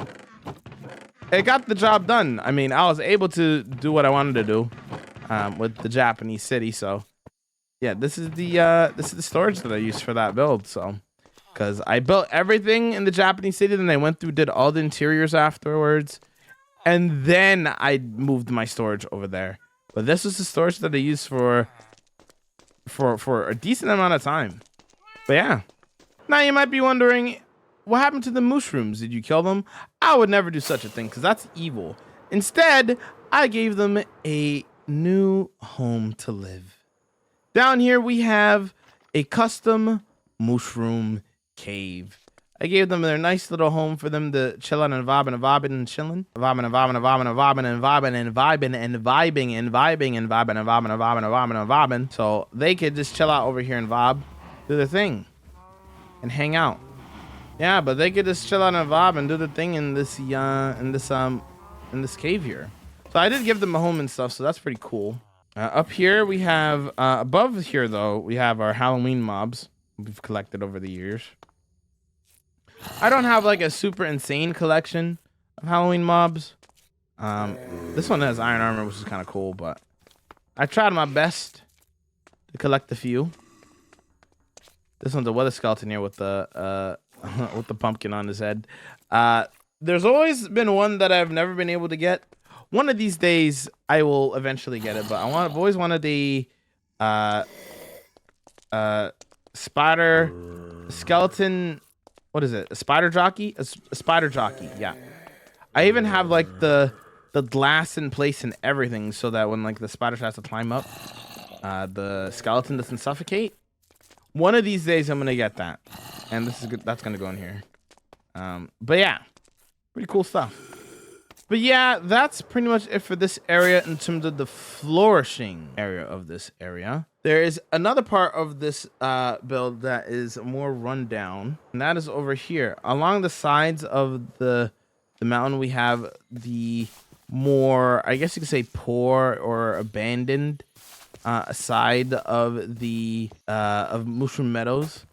So like we have like a couple of houses here where just completely destroyed, overgrown. Even have like this house specifically, we even have like the tree growing out of it and stuff, you know.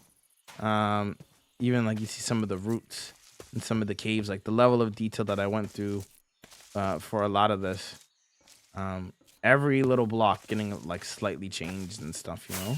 But yeah, a lot of these houses just super overgrown, abandoned. This is the abandoned side of Mushroom Meadows, where the house is just, you know, it didn't stand the test of time. Going behind the castle, which we're going to be getting to the castle pretty soon here, but same thing, more abandoned buildings and that sort of thing. Just completely run down, ruined, surrounded by custom trees and stuff. All right, onto the castle itself. The castle is definitely a cool castle. I really like this castle. It looks pretty cool. We got some nice little flags on it. It looks pretty spectacular in my opinion. Let's get to the inside. We've got a full interior inside of here. There's lots of stuff to explore in here. Show you some of the important parts though. And here we have our bee farm, where we get our honeycomb from. But this is a cool little spot. You see they're going to work. Spinny spin, spin, spin, spin. Alrighty, so and we go down to these stairs. We have some more farms. We have a beacon here. And this beacon gives us haste. And we use that haste to use this farm. Which this farm works way better in the the Nether. But I still thought it was cool to have it here, because why not? Have a nice little area where they're doing stuff in the basement kind of vibe. And it all comes out over here. I said why not? I also made the same thing in the Nether, which you guys will see a little bit later, but which is way faster than this. But yeah, I thought it'd be cool anyway to do it. Little carrot farm, just some underground stuff. Going through here, we have a nice little dining room where people are eating good eats, having a good time. You know, nice little kitchen where they're cooking up everything. Got all the raw food in the fridge, hanging out, doing its thing for real. Going up this staircase here, just some rooms and stuff like that. Little bedrooms and stuff for people to sleep in. But then we're getting a little bit more to the more nostalgic stuff. Right this way. This is our original spot where we would end stream. We wouldn't start stream here, but we would end stream here. We would go right on this throne and we'd be like, you know, end our streams and stuff and then raid out or whatever. So that was that spot. Nice little throne for me. And then up here we have where we would start stream. I would get in here and they'd be like, block game time and hang out. But now we do it all at the Japanese city. Yeah. We also have this. We have 69 warden kills in the world. When the warden was added to the game, I was a little bit scared. I'm not gonna lie. I was a little bit scared. I was a little bit worried because of how powerful they were making it. And I'm like, oh my God, what are we gonna do? So, because why not? We decided to kill the warden a bunch of times. Because why not? You know, when it came out, once we started to learn how to combat with it and that sort of stuff, that's what we did. But yeah, that'll be about it for Mushroom Meadows. We should probably start going on to the next area. All right, we're kind of back again over here in the Madori Nomachi. I want to show you guys another build. The next one I'm going to show you is the current project that I'm working on, actually, We have 3 separate paths leading this area, so there might be slight spoilers for the next hardcore episode. So maybe if you want to skip ahead, you can. So fair warning if you don't want to see anything about that. But yeah, we're about to show the build that I'm currently working on. I have a couple of working names for this area. I don't have a final name yet, so I'm not going to say the working names that we have right now, but this is the current project that we are working on. We'll call it the unnamed project for now. But I have a couple of names in mind. But walking through here, we have a nice little path coming from the Japanese city, and it leads into this area. You can start to see a little bit in the back here what we're talking about, what we've been working on.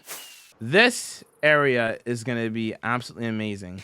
Big farmlands and stuff. It's going to be really, really cool. But this is kind of the spot right here where you could get the best look at what we got going here. So first things first, I guess I should talk about the castle here. As you see, this is what we've been working on recently on stream. We just finished the exterior, and it looks spectacular. It's a very beautiful build. I'm very, very happy with how this turned out and everything like that. The mountain that it's on is also custom. A lot of the land that you see around here is custom. This build is nowhere near done yet, but yeah, a lot of the land is all custom. Like I'll talk about it a little bit more in a second. But when I fly around to the side here, you could see a little bit better view of the mountain here, and what we got going on. It looks absolutely insane. So the plan, I'll explain a little bit of the plan here that we're doing for this build. If you guys want to see our creative process live and how we're going to finish the rest of this build, definitely go check it out on the Twitch. We stream it live there basically every day. And yeah, so obviously we have the castle up in the background. They're looking absolutely spectacular, looking really, really cool. But we're also going to do some dragons flying over the top. We're going to have 2 dragons flying over the top. A lot of the land in front of here is going to be turned into farmland. We're going to have a lot of crop fields and cow pens and horse stuff. And it's going to be a lot of cool stuff just all around here, decorating the land and stuff. So we'll be like walking through the farm fields, the farmlands, and we'll have a nice backdrop of a mountain and this castle looking absolutely pretty cool. But yeah, like I said, when I said a lot of this area is custom, I really meant it. This, what I'm standing on right now, was a mountain. We destroyed this mountain by hand. And then you can even see this, we found a spawner along the way. Yeah, we destroyed this mountain by hand. And yeah, then we used some of the materials to work on the mountain. Moved all those materials over here. You can see I kind of took a lot of the materials already for the mountain and stuff. And then on top of that, over here, I'm not sure if you see the same pattern here, but there's no grass at all on top of the grass. Same thing here. This was an even bigger mountain. As you can see, it's a much more space over here. And we destroyed this mountain too. As well as this lake here, which is a pretty cool lake. This lake is custom, but in the middle of this lake here, there used to be a pillager outpost, and I didn't really want the pillager outpost there to begin with, but we decided to change it to a lake so that the pillagers don't spawn anymore. And this will eventually be, honestly, the best fishing spot in the world. Could you imagine? Just envision this for when I'm done this build, right? I'm chilling here, maybe on like a lily pad or something, and I just start to fish. See a nice little view of the castle and the mountain, and then I'm gonna have a bunch of farmland around in it, surrounding it with some houses and stuff as well. Imagine that, chat. It's gonna be absolutely amazing, you know? So that is something that I'm looking very, very much forward to, right? Now, I will show you this now. There's no interior yet. We just finished the exterior, but there will be an interior for this eventually when the whole entire build's done. Right now, it's just empty at the moment, but this part's pretty cool because we'll be able to, I think I'm going to leave these doors open and we'll be able to fly through this interior and through this interior, which this will probably be the throne room inside of here. And it'll be pretty cool. There'll be lots of little stuff in here that'll be awesome to look at. I've also been using the Happy Gas the bunch for building this. Shout out to Gigant. He's been a very good boy, and he's been helping us a bunch with all of this. But yeah, this is looking really, really cool. One more area that I gotta show you though is over this way. In the same area here. Oh, before I show you that area, I put a bunch of goats by the top of that mountain over there, and these idiots keep leaving the top of the mountain. So I gotta probably get a lead to stop them from leaving the top of the mountain. But anyways, I semi recently watched a movie called Grave of Fireflies, and I love that movie, bro. I don't know what I was expecting going into it, but it was a beautiful film. Out of the Studio Ghibli movie films that I've seen so far, it's probably my favorite. So that's the best one that I've seen. But yeah, we have this nice little custom tree over here with the swing on it. If I go in front of here, for those who've seen the movie, you might recognize this. Also, I like that I could see the castle a little bit from over here, but yeah, you might recognize some of this from the movie. If you've seen the movie, you know exactly what's going on here. But it kind of fits in within the lore of the world a little bit. Here, I'll show you guys the inside. So we have this nice little cave on the inside here. Looking pretty cool. Some leftover food and some chests and barrels and stuff.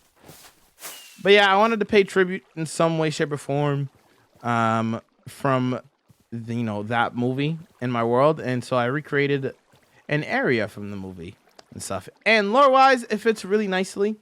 So obviously we have the ruins of Feluciana, which I showed you guys earlier, and with the lore of that build being the big scary creature absolutely ripping apart and ripping it to shreds and stuff like that. People had to run away. And this is just one of those another one of those areas where people ran away to gather themselves and do their thing. They didn't have a home anymore, because their home got ruined by the Wendingo. It absolutely got destroyed, right? So that's kind of what this area is right here, lore-wise. And yeah, so they scattered, ran away, tried to find a new home, had to do what they had to do. But yeah, that's it so far for this area. Again, I have some names for this area that I haven't decided on which one I like best. There's a lot of really good names that me and chat have come up with for this build, but you guys will have to wait and see for the full episode of this build when it drops. But yeah, there's going to be lots of stuff, like I said. Again, it's going to be 2 dragons, a lot of farmland. It's going to be absolute cinema, and you guys are going to love it. Also, speaking of, I had multiple paths. So that was the path that we came from earlier. This is another path, and then that's another path. We have 3 separate paths. We get multiple different cool angles and reveals of this build. So yeah. Now we go back to the Japanese city again. As you can see, we're going back and forth a lot between over here. This is kind of the center of the world kind of vibe. This is the most populated area lore-wise. Most amount of people live here, lore-wise, in my world. So this is the most popular area. So a lot of things run through here. Lore-wise, that last build will be the farmland and stuff, right? So it's gonna be feeding a lot of the food for a lot of the world and whatnot. But we're gonna follow this path here, and I'm gonna show you guys the next area. All right, we are currently approaching the next build called the Cherry Bomb Forest. You can see the lovebird in the sky over there already. I'll fly and show you. Welcome to the Cherry Bomb Forest. This is a very important build to me. Here, let's have a quick little look here and a little chat here about this build. This build is our creeper farm. We had this creeper farm area for a long time in the world, and we upgraded the creeper farm a couple of times and stuff, but we needed to decorate it. Around this time, one of my friends, she had a pet bird, and the pet bird's name was Kiwi. You may have seen that same bird earlier in the world tour. And her pet bird passed away. She really liked this bird a lot, of course, and it was really sad. So I decided to pay tribute by building the lovebird that she had in my world. So this is Kiwi, the bird, and Kiwi will forever live in my hardcore world. But yeah, this doubles as my creeper farm. So inside of the lovebird here, this is kind of where we AFK, and this is where we get our gunpowder at, you know. And yeah, and at the bottom here, this entire forest is custom, so every single tree is custom. Everything is hand placed. So kind of going through the forest here. You see the vibes are just immaculate in here. If you couldn't tell already, I like doing a lot of custom trees, but yeah, this little Japanese inspired little shack right here is where we get our gunpowder and stuff. Absolutely chilling. It shoots up back up there, and in the middle, this is our actual creeper farm here. I don't remember what design this is. I didn't actually follow a tutorial for it. I kind of just made it based off of the knowledge that I had of creeper farms and stuff. And I guess the job done. I might eventually upgrade the creeper farm or make a different creeper farm somewhere else, but yeah.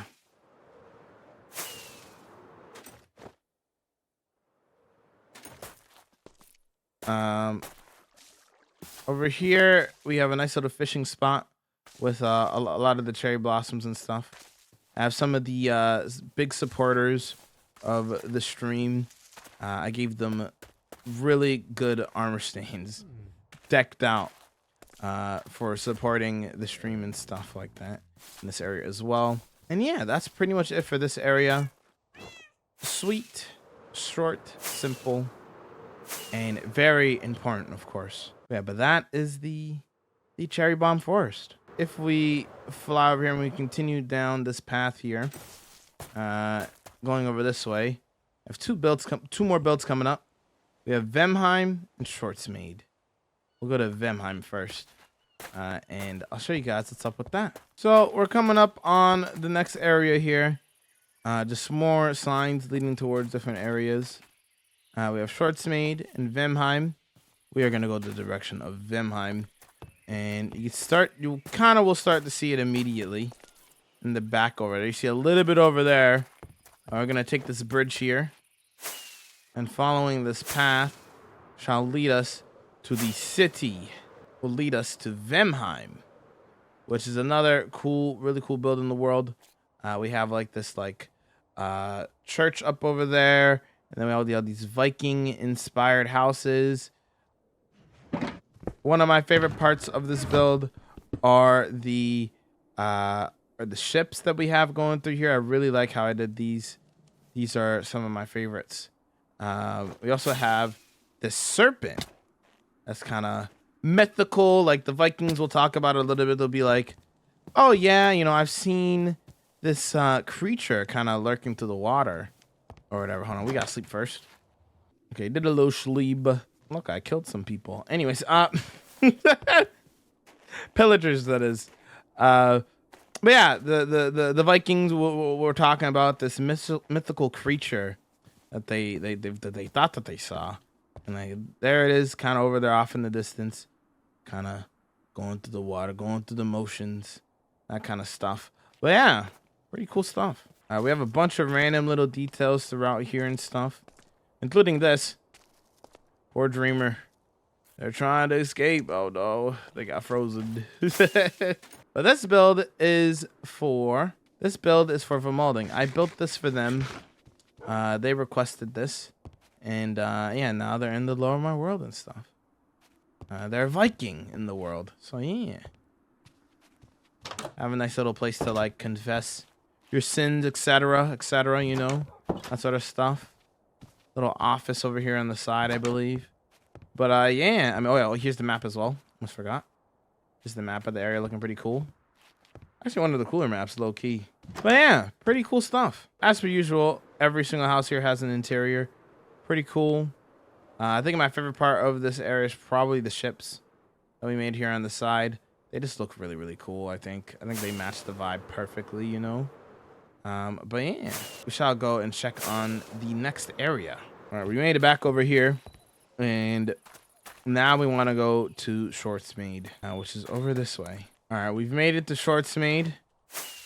We're gonna fly up here so you guys can get a proper view of the area. Now, this is very Harry Potter inspired.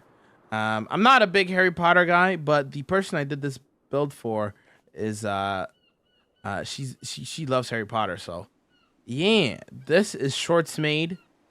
We have this Hogwarts inspired castle, not a replica by any means, but you can kind of see the positioning of some of the bits of the castle is very similar to Hogwarts. We have the Hogsmeade inspired village at the bottom, as well as the shriek.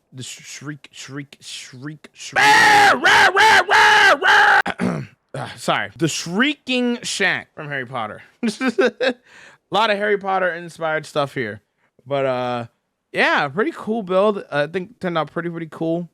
If you like Harry Potter, you'll definitely like this build for sure. Got a lot of custom trees on the side and stuff looking pretty cool. We got a nice little gradient with the snow. Like some of the bits of snow are stuck on the roof, and then like it's blended in nicely into the rest of the vibe and stuff here, which is pretty cool. As well as obviously we got the castle. Go to the castle first. And inside of the castle we have a nice little interior with Hufflepuff colors, because the person I did this build for is a Hufflepuff. And inside here we got Short Stack chilling and vibing. She's doing her thing, chilling with Yami. And yeah, so we got the nice little vibe in here and stuff, so it's pretty cool. Again, you can get a build just like this in my world if you hang around on the Twitch streams and you collect enough channel points and hang out long enough. You guys can get into the lore of the world and be a part of the lore of the world and everything like that. It'll be really cool. And yes, again, like I always mention, every build has an interior. Cute little interiors on the inside. Even got a couple of shops chilling around and stuff. We got Galaxy B-Boys honey and snacks chilling. We got lime cookies. He's selling his own kind. Oh my god. Yeah, you got lime cookies in here doing their thing. Yeah, look, a lot of little cute little details throughout here. But yeah, a lot of little cute details throughout this entire build. It's a very cool build. I'm very happy and pleased with how this area turned out. I think it looks absolutely spectacular. Also, I cannot forget about the Shrieking Shank. Looking pretty cool over here. I did some nice texturing on. I think this turned out really nice. But on the inside, during the making of this build, we found another one of those rare mobs. You hear him already. He's chilling in here. We have this little guy. So we found this guy while working on this build.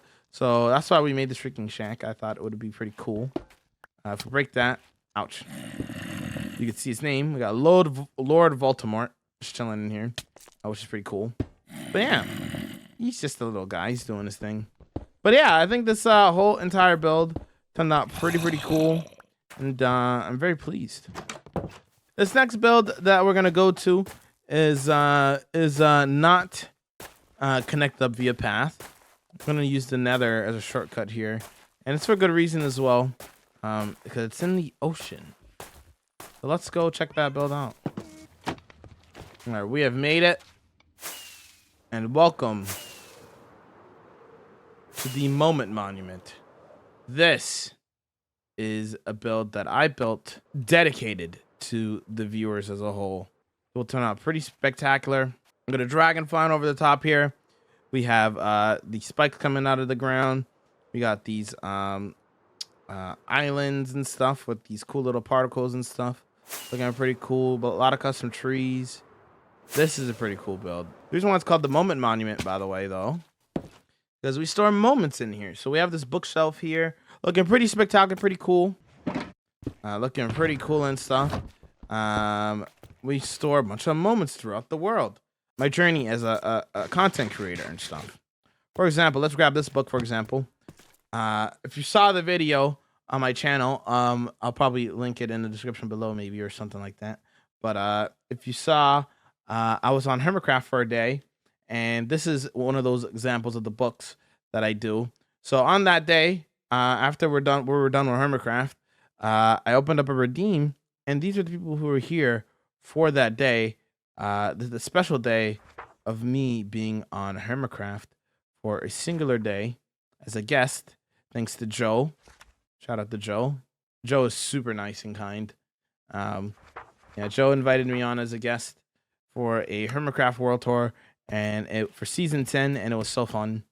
So yeah, we have a bunch of other moments right here. Like here's when we finished the city of Xanerk, which is pretty cool. There's a lot of cool stuff in here. 27,000 days, 17,000, 23,000. Wait, I think that was the movie. Oh yeah, this is when we uploaded the 23,000 day movie. Oh yeah, which I'm sure many of you have seen if you've seen my content before. This is, what is this one? This is 30k days. I have a bunch of different random moments throughout the world, and yeah, that's why it's called the Moment Monument. Flying back out of this way, there's multiple other reasons why it's dedicated to the viewers. Also, wait, quickly before I continue here, thought I would mention this. So this dragon here, it's a pretty cool dragon, and fun fact, at nighttime, it shoots out fire. Oh, there's literally only one in there left. I gotta restock that. But there's a sensor that detects when it's night, and at nighttime it shoots out fire at night. I basically never see it, but it's kind of cool that it still shoots out fire though, regardless. But yeah, so yeah, flying down here, I gotta show you all the other reasons why this is dedicated to the viewers as a whole. We have so many things, so many awesome stuff. Starting off with this underneath area. Now underneath here you see this lush area inside. So over here we have the blue axolotl pond, and people who watch enough of the stream can get their names on it and stuff, which is pretty cool. And so let's see if we can just like see it random one in here. Yeah, there's Dabs, Quacky. And yeah, like, so like people who watch enough of the stream can get a blue axolotl. Again, beforehand when I first made this area, they weren't this stupid. I don't know what happened. Maybe it was like an update or two ago, but they started just piling up in the middle like this again. And I really don't understand why. They're really stupid. So I might have to do something about that at some point, but yeah, so that's how people get their names on there. Speaking of getting their names on things, inside of the monument itself, if we go inside of here, we have all of these hearts and all these hardcore hearts, custom hardcore hearts. So people who stick around on Twitch long enough, then they collect enough watch time, about a month of watch time, they can get a guardian stand in my world. For example, Short Stack here, she got a hardcore heart, as well as her stand almost fully decked out. She's missing some trims. But yeah, you start off at iron, and then you upgrade to diamond, and then to netherite, and then on top of netherite you could add some trims. The line went really simple. Added trim to the helmet, etc, etc, etc. Some people went a little bit more intense, like Froggy, with a cool little clean set of armor here with a green. Definitely not biased or anything like that. Green's just a cool color. But yeah, you got a bunch of cool stands in here, looking really, really cool. It got so popular to the point where I had to make an expansion for it. All right, now we're at the bottom here, and you can kind of see the expanded area that I did. So here we are. We got a lot of names here. It's actually at the very moment full. I think after I'm done the current build that I'm working on, I'm going to expand this area again because it's a popular redeem. There's a lot of people who have redeemed armor stands and stuff. So I gotta make an expansion, you know? Yeah, we will eventually expand this area and there'll be even more people in here. Every time we run out of space, we're just gonna keep on expanding and expanding it. It's gonna be absolutely insane. Just flying through here and just seeing an endless amount of awesome, cool people that support the stream. It'll be really, really cool. That'll be it for this area over here. It turned out pretty cool. Oh, I guess I could also show you guys the map. Oh, I moved the map. Wait, I gotta wait. Hold on, I gotta find where I put it. Wait. Yeah, we moved the map down here. My fault. I forgot. See, my world is so old now that sometimes I forget certain things about my world. Well, I didn't forget, but technically I forgot. But yeah, here's the map of this area, looking pretty cool, pretty spectacular. All right, now going back out over here. Here's the overworld side of the farm itself. So this indeed is not a farm. This is all this visual. But then we have our guardian farm over here, which is pretty simple, nothing crazy. Simple, just like laying a bunch of soul sand to bring up the guardians so that they end up in the portal and then they die on the other side. The nice little AFK spot up there. I will go up here though. Not because I want to farm these guys, but because this build looks really cool from up here. But yeah, it's gonna be super cool seeing. But yeah, this build turned out super cool, and I can't wait to show you guys more. This build turned out super cool, and now it's time to show you guys what's next. All right, now this is the part of the tour where I want to show you guys a couple of things that I don't normally show on the world tours, mostly because I forget to. But these are important things to note about long-term worlds. So we're kind of right next to Hobbit Valley right here, but as you can see, for those wondering, like, oh, how did you make your own desert? Well, obviously, if I made half of a desert, then another desert has to suffer. So this is the desert where I've gotten a lot of my sand from, not just from the desert build, but like you remember earlier, like the mines of Molston, like that took a lot of glass. I traded for a lot of that glass, and then the other half of the glass, I took sand and I smelted it. So this is just a small taste of the destruction that I have put my world through sometimes in terms of getting materials. This is my first ever mob farm over there. It's just a simple general mob farm, but like, look at this. Like, you thought that was bad? Look at this. Like, I have absolutely destroyed this whole area. I'm not gonna lie to you. We've absolutely taken a lot of the sandstone from over here, as well as just the sand as a whole. We've just taken a lot. A lot has been taken from here. But it's interesting too because this kind of deserted desert land of just destruction is also next to my other spot that I get materials from. So obviously this is where I got a lot of my sand from for a lot of the glass heavy projects like the city of Enchantia, mines of Molston, obviously the desert city, of course. I took a lot from that, as well as so in general, a lot of my builds I do a lot of terraforming. Even if it doesn't look like I did a lot of terraforming, I did a lot of terraforming. You kind of tell with like my most recent build if you've been watching the streams. But over this way, this is the floating tree area. This is where I get my dirt for said terraforming. And I'm not, if any of you guys have seen the Hermitcraft video, I talked with Etho a little bit and we had a conversation about like some weird stuff in my world. And I think I mentioned something about like floating grass. So this area is super old, and I have multiple. Like, I just would usually where I get my dirt, and I don't really bother with chopping down the trees because I'm just here for dirt. This is kind of the ugly area of the world, but yeah, I have multiple floating grass just chilling throughout here for whatever reason. Yeah, when I was like collecting the dirt, for some reason, the grass just is floating. Yeah, and I get that it's pretty cursed. So I felt like I should just leave it, you know. I thought it's a cool little thing to keep in the world and stuff. Yeah, this is where I get most of my dirt from and stuff. It's pretty cursed, but it is what it is. I mean, to make pretty builds, you got to destroy a lot of stuff and collect a lot of materials, right? So you got to do what you got to do. Going down this way, this is the same area, but just underneath.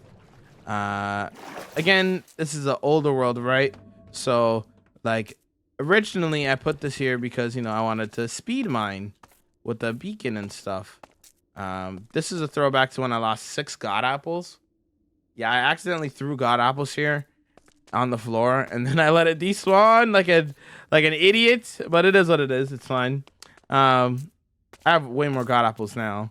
But anyways, yeah, you can see like we just kind of went through here. Like back in the day, you would just find a random spot, put it at level 12 or 11, and then you would just like instant mine and go through like it was super cool, super awesome, that kind of stuff. But obviously times has changed and updates happen, and then deep slate got put into here, and you see we do what we got to do for our builds. This is like an area that we went to get like a lot of the deep slate for like a lot of the builds in the world, like Shortsmaid, and obviously the Japanese city has a lot of deep slate in it as well. We would normally just mine a little bit and then use a little bit of TNT. I don't have any like tunnel bores or anything, so everything's usually pretty manual when it comes to resource collecting for me in my world. Yeah, I kind of left some of the ores floating because I don't really need the iron. I have an iron farm. Don't really need the redstone. I don't do enough redstone. I have a gold farm, so I didn't really pick that up. That sort of stuff, right? But yeah, I thought I would show this because I feel like it's important to show when it comes to like seeing the aftermath of resource collecting by hand, or resource collecting is in general. Like, there's always going to be some sort of an aftermath when it comes to certain materials and whatnot. So I felt like it would be really good to show you guys some of the areas where I just absolutely rip it apart because I like collecting materials the old school way, you know? Now that I showed you guys that, I am now going to show you some of my farms on the nether roof and some of my other farms in general. Now, I will try my best to cover as many of the farms as I got in my world. I'm probably going to miss some. I am usually more up to date with my actual builds than the farms that I have in my world. All of the farms in my world are either designed by somebody else or I winged it. But I'll try my best to remember here what farm is which and who designed what. But I'm human and I'm going to make mistakes. So I'll try my best here. So on the nether roof, we have a couple of farms just hanging out. We'll start off with this one. This one is a Radical Elder design. Shout out to Rad. He's a great guy, and he makes incredible farms. Yeah, I have probably run this farm like once. And I'm telling you, this thing is such a good farm. Like, it is crazy. I'm going to use some free cam to show you guys like how powerful some of these farms are. But like, look, I'm gonna go up here for 2 seconds, right? Look how many magma cubes have spawned. Rand is a genius. It's such a simple farm. The most annoying part of it is probably just getting the frogs in here, but like other than that, such a goated farm. Such a goated farm. It is ridiculously good. It is really, really good. So this is a spectacular farm that I highly recommend. So we made this gold farm over here, but before we get to that, we'll go over here. This is my old XP farm. This is Ilmango's design. This is where, like, you know, this was my main XP source. It was nice. Had a little XP set up here too. Nice and open. And unfortunately, the way that this worked does not give you XP anymore. So it's not really a point of me using this at all. So it's kind of just here as a relic now. Here's me, Ben, as an armor stain, repairing the redstone here. Speaking of, this is the only time I ever put an item sorter in my world. The only time I put an item sorter in my world was for this farm, and now this farm doesn't even work. So it's not even like I used this. So it's kind of funny. I remember when they added the autocrafters, I immediately started to autocraft some of my gold, which we took all of it already, so that's why it's empty. But yeah, kind of funny. But yeah, this was a gold farm, and then we even had like the zombie these dudes. We put them in just so like when we were to shoot them when we're in the middle, we wouldn't like accidentally. So I don't accidentally shoot them. But it doesn't matter anymore. This farm doesn't work anymore. I think there's a way to modify it to make it work, but I don't care. I'll just use my Enderman farm from now on. But because that farm broke from the recent update, we made this gold farm. Now, I'm not gonna lie to you, I don't remember who designed this farm, but it's a pretty basic farm. It's just kind of the same thing, and then you put turtle eggs in the middle, and then they fall down. But yeah, this is a basic gold farm over here. Nothing crazy. It gets the job done kind of vibe for now. Maybe I'll need a better one in the future, but it gets the job done.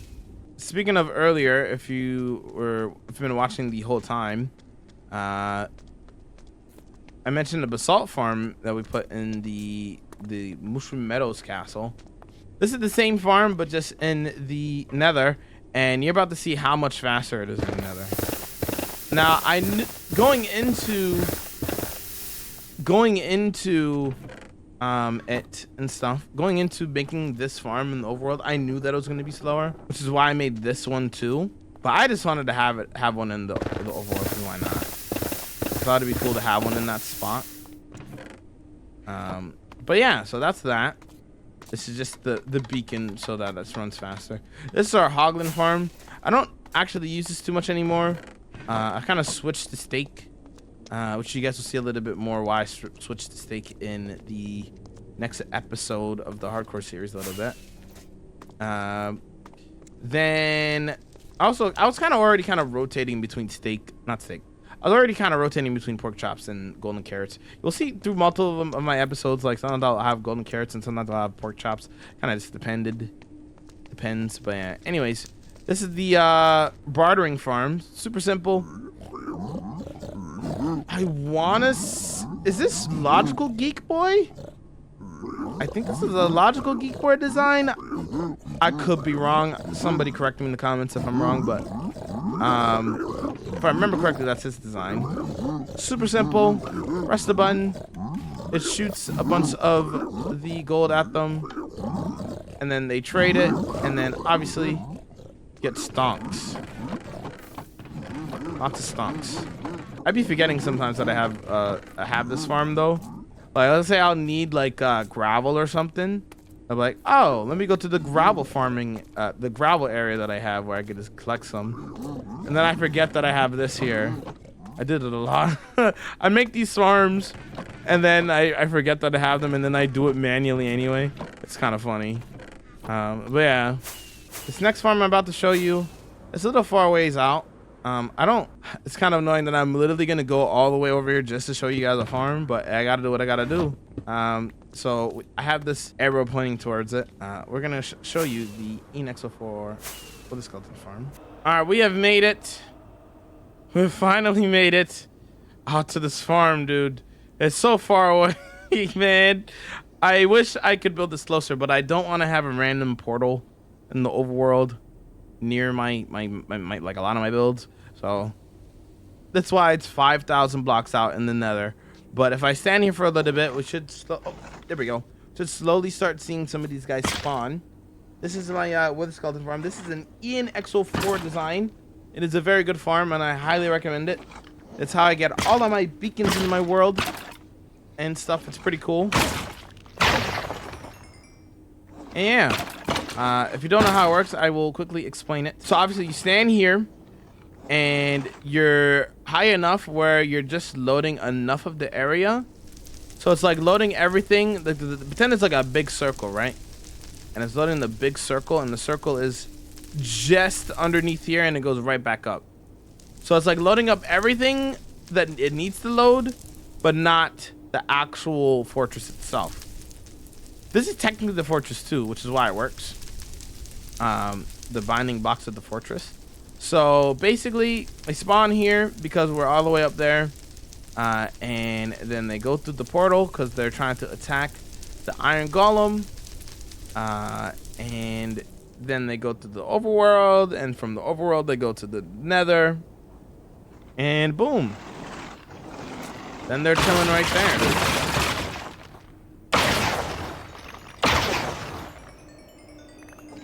And then it's easy stonks, as you can see. Oh, I just got 3 from that. You see that? This farm is that's like the exact amount that you need for a wither. But yeah, it's a farm that I highly recommend if you want to have beacons in your world and stuff like that, to help protect you or help you build faster, whatever you want the beacons for. This is the easiest, simplest design to do. If you're on Java, that is. You cannot do this farm on Bedrock, but yeah, I highly recommend. Now to make our slow flyback. It's 5,000 blocks here, 5,000 blocks back. It is pain. All right, we made it back. I do not like going to that farm. It's so far away. But we're back. We're back, and this is the little portal room for the Japanese city, which looks pretty cool. This is underneath the waterfall. I can't remember if I showed this or not earlier, but we'll show it again because why not?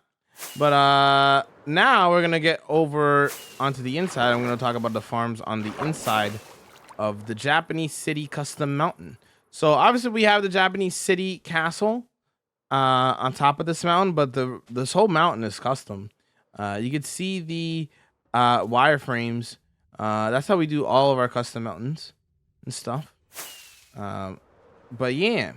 Anyways, I'm going to talk about some of the farms here very quickly. You guys get an idea of some of the farms that we have. This is our sugarcane farm. It's a basic design. It just has multiple modules, a lot of sections to it, and it gets me a lot, and I mean a lot of sugarcane.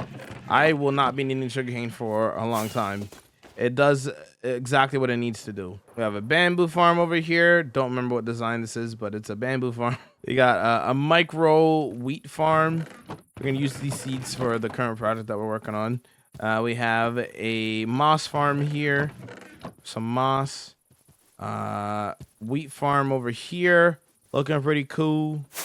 Netherwort farm. 2 of these farms. What do you call it? The Nylium and the Crimson stuff. These farms here. These are pretty cool. I like turtles. Then we have our turtles here. And I like turtles. Anywho. Then we have our sheep farm. Absolutely spectacular. We have more than enough wool. We have more than enough wool. We have so much wool, guys. We will probably never run out of wool. We have so much. And then we have even more down here. Chickens. Glow lichen farm here. Snow farm. Tall flower farm. We have a pumpkin farm right here. This is where what we use to do our concrete. Our current iron farm. Speaking of the iron farm, though, spawn chunks don't work the same way anymore, so we use chunk loaders now. So we have a couple of those here and there throughout the world and whatnot. Over here, this is our tree farm, and yes, this is a manual tree farm. So quite literally, I place down saplings, and then I grow them with bone meal, and I chop them down by hand. Yes, that is exactly what I do. I don't have a automatic tree farm. This is my manual tree farm, and I like mining wood. Spruce wood alone, I have a lot of. As you can see here, spruce wood is almost at 200,000. That's just spruce wood, so most of the wood in the world has been mined completely by hand. No TNT duping, none of that. Underneath the tree farm, we have another moss farm, but this moss farm is not for moss. This moss farm is for the bone meal, and we have bone meal for days. And we'll quickly turn it on just so you can see it go to work, but that's pretty cool. And that opens, and then we get loads upon loads of bone meal. I can't remember who designed this, but it's a cool bone meal farm. Oh, I think I forgot to show something earlier on. Another cool thing that we have in the world. I don't have we have a villager breeder over here. The villagers down here, chilling, ready to go if I ever want to make another expansion and stuff to my trading hall. And they're just chilling. Over here, we have our map, so we can see the entire world here and stuff. The current project that we're working on is over here. You can see like all the. That was the pillager outpost. This is a lake now. That is a lake now. But yeah, this is the map. This is Meadows. This is the Japanese city. This is the Japanese city. This is Mines of Molston. You see all the cool stuff on the map. And again, like I said I do my paths. Look at all these paths. This path is like, I think it's like 3,000 blocks. Look how far the paths go. Just for some immersion, you know. Some more paths, some more paths, some more paths, some even more. This is the cherry bomb area. Yeah, dude. See all these paths? Hey, dude. I actually have to update this map actually, because the paths to the new area is not in yet. But yeah. Speaking of which, with all these farms inside of this custom mountain, one thing that I forgot to mention when I was over by that area earlier again, minor spoilers for the next episode if you're worried about that. But over this way, the current build that we've been working on.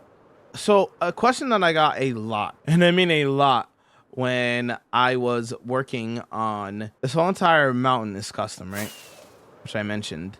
A question that I got a lot. Chat live on stream got to see a lot of the inside of the mountain a lot.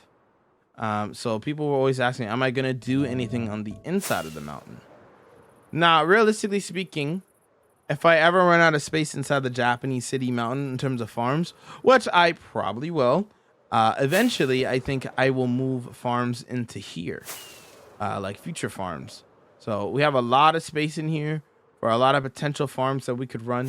So that'll probably be the plan if I run out of space for farms inside of the Japanese city mountain. Burger, I like cheese on mine. But yeah, so this is kind of inside of that. I forgot to show this, but this is most likely where future farms will go.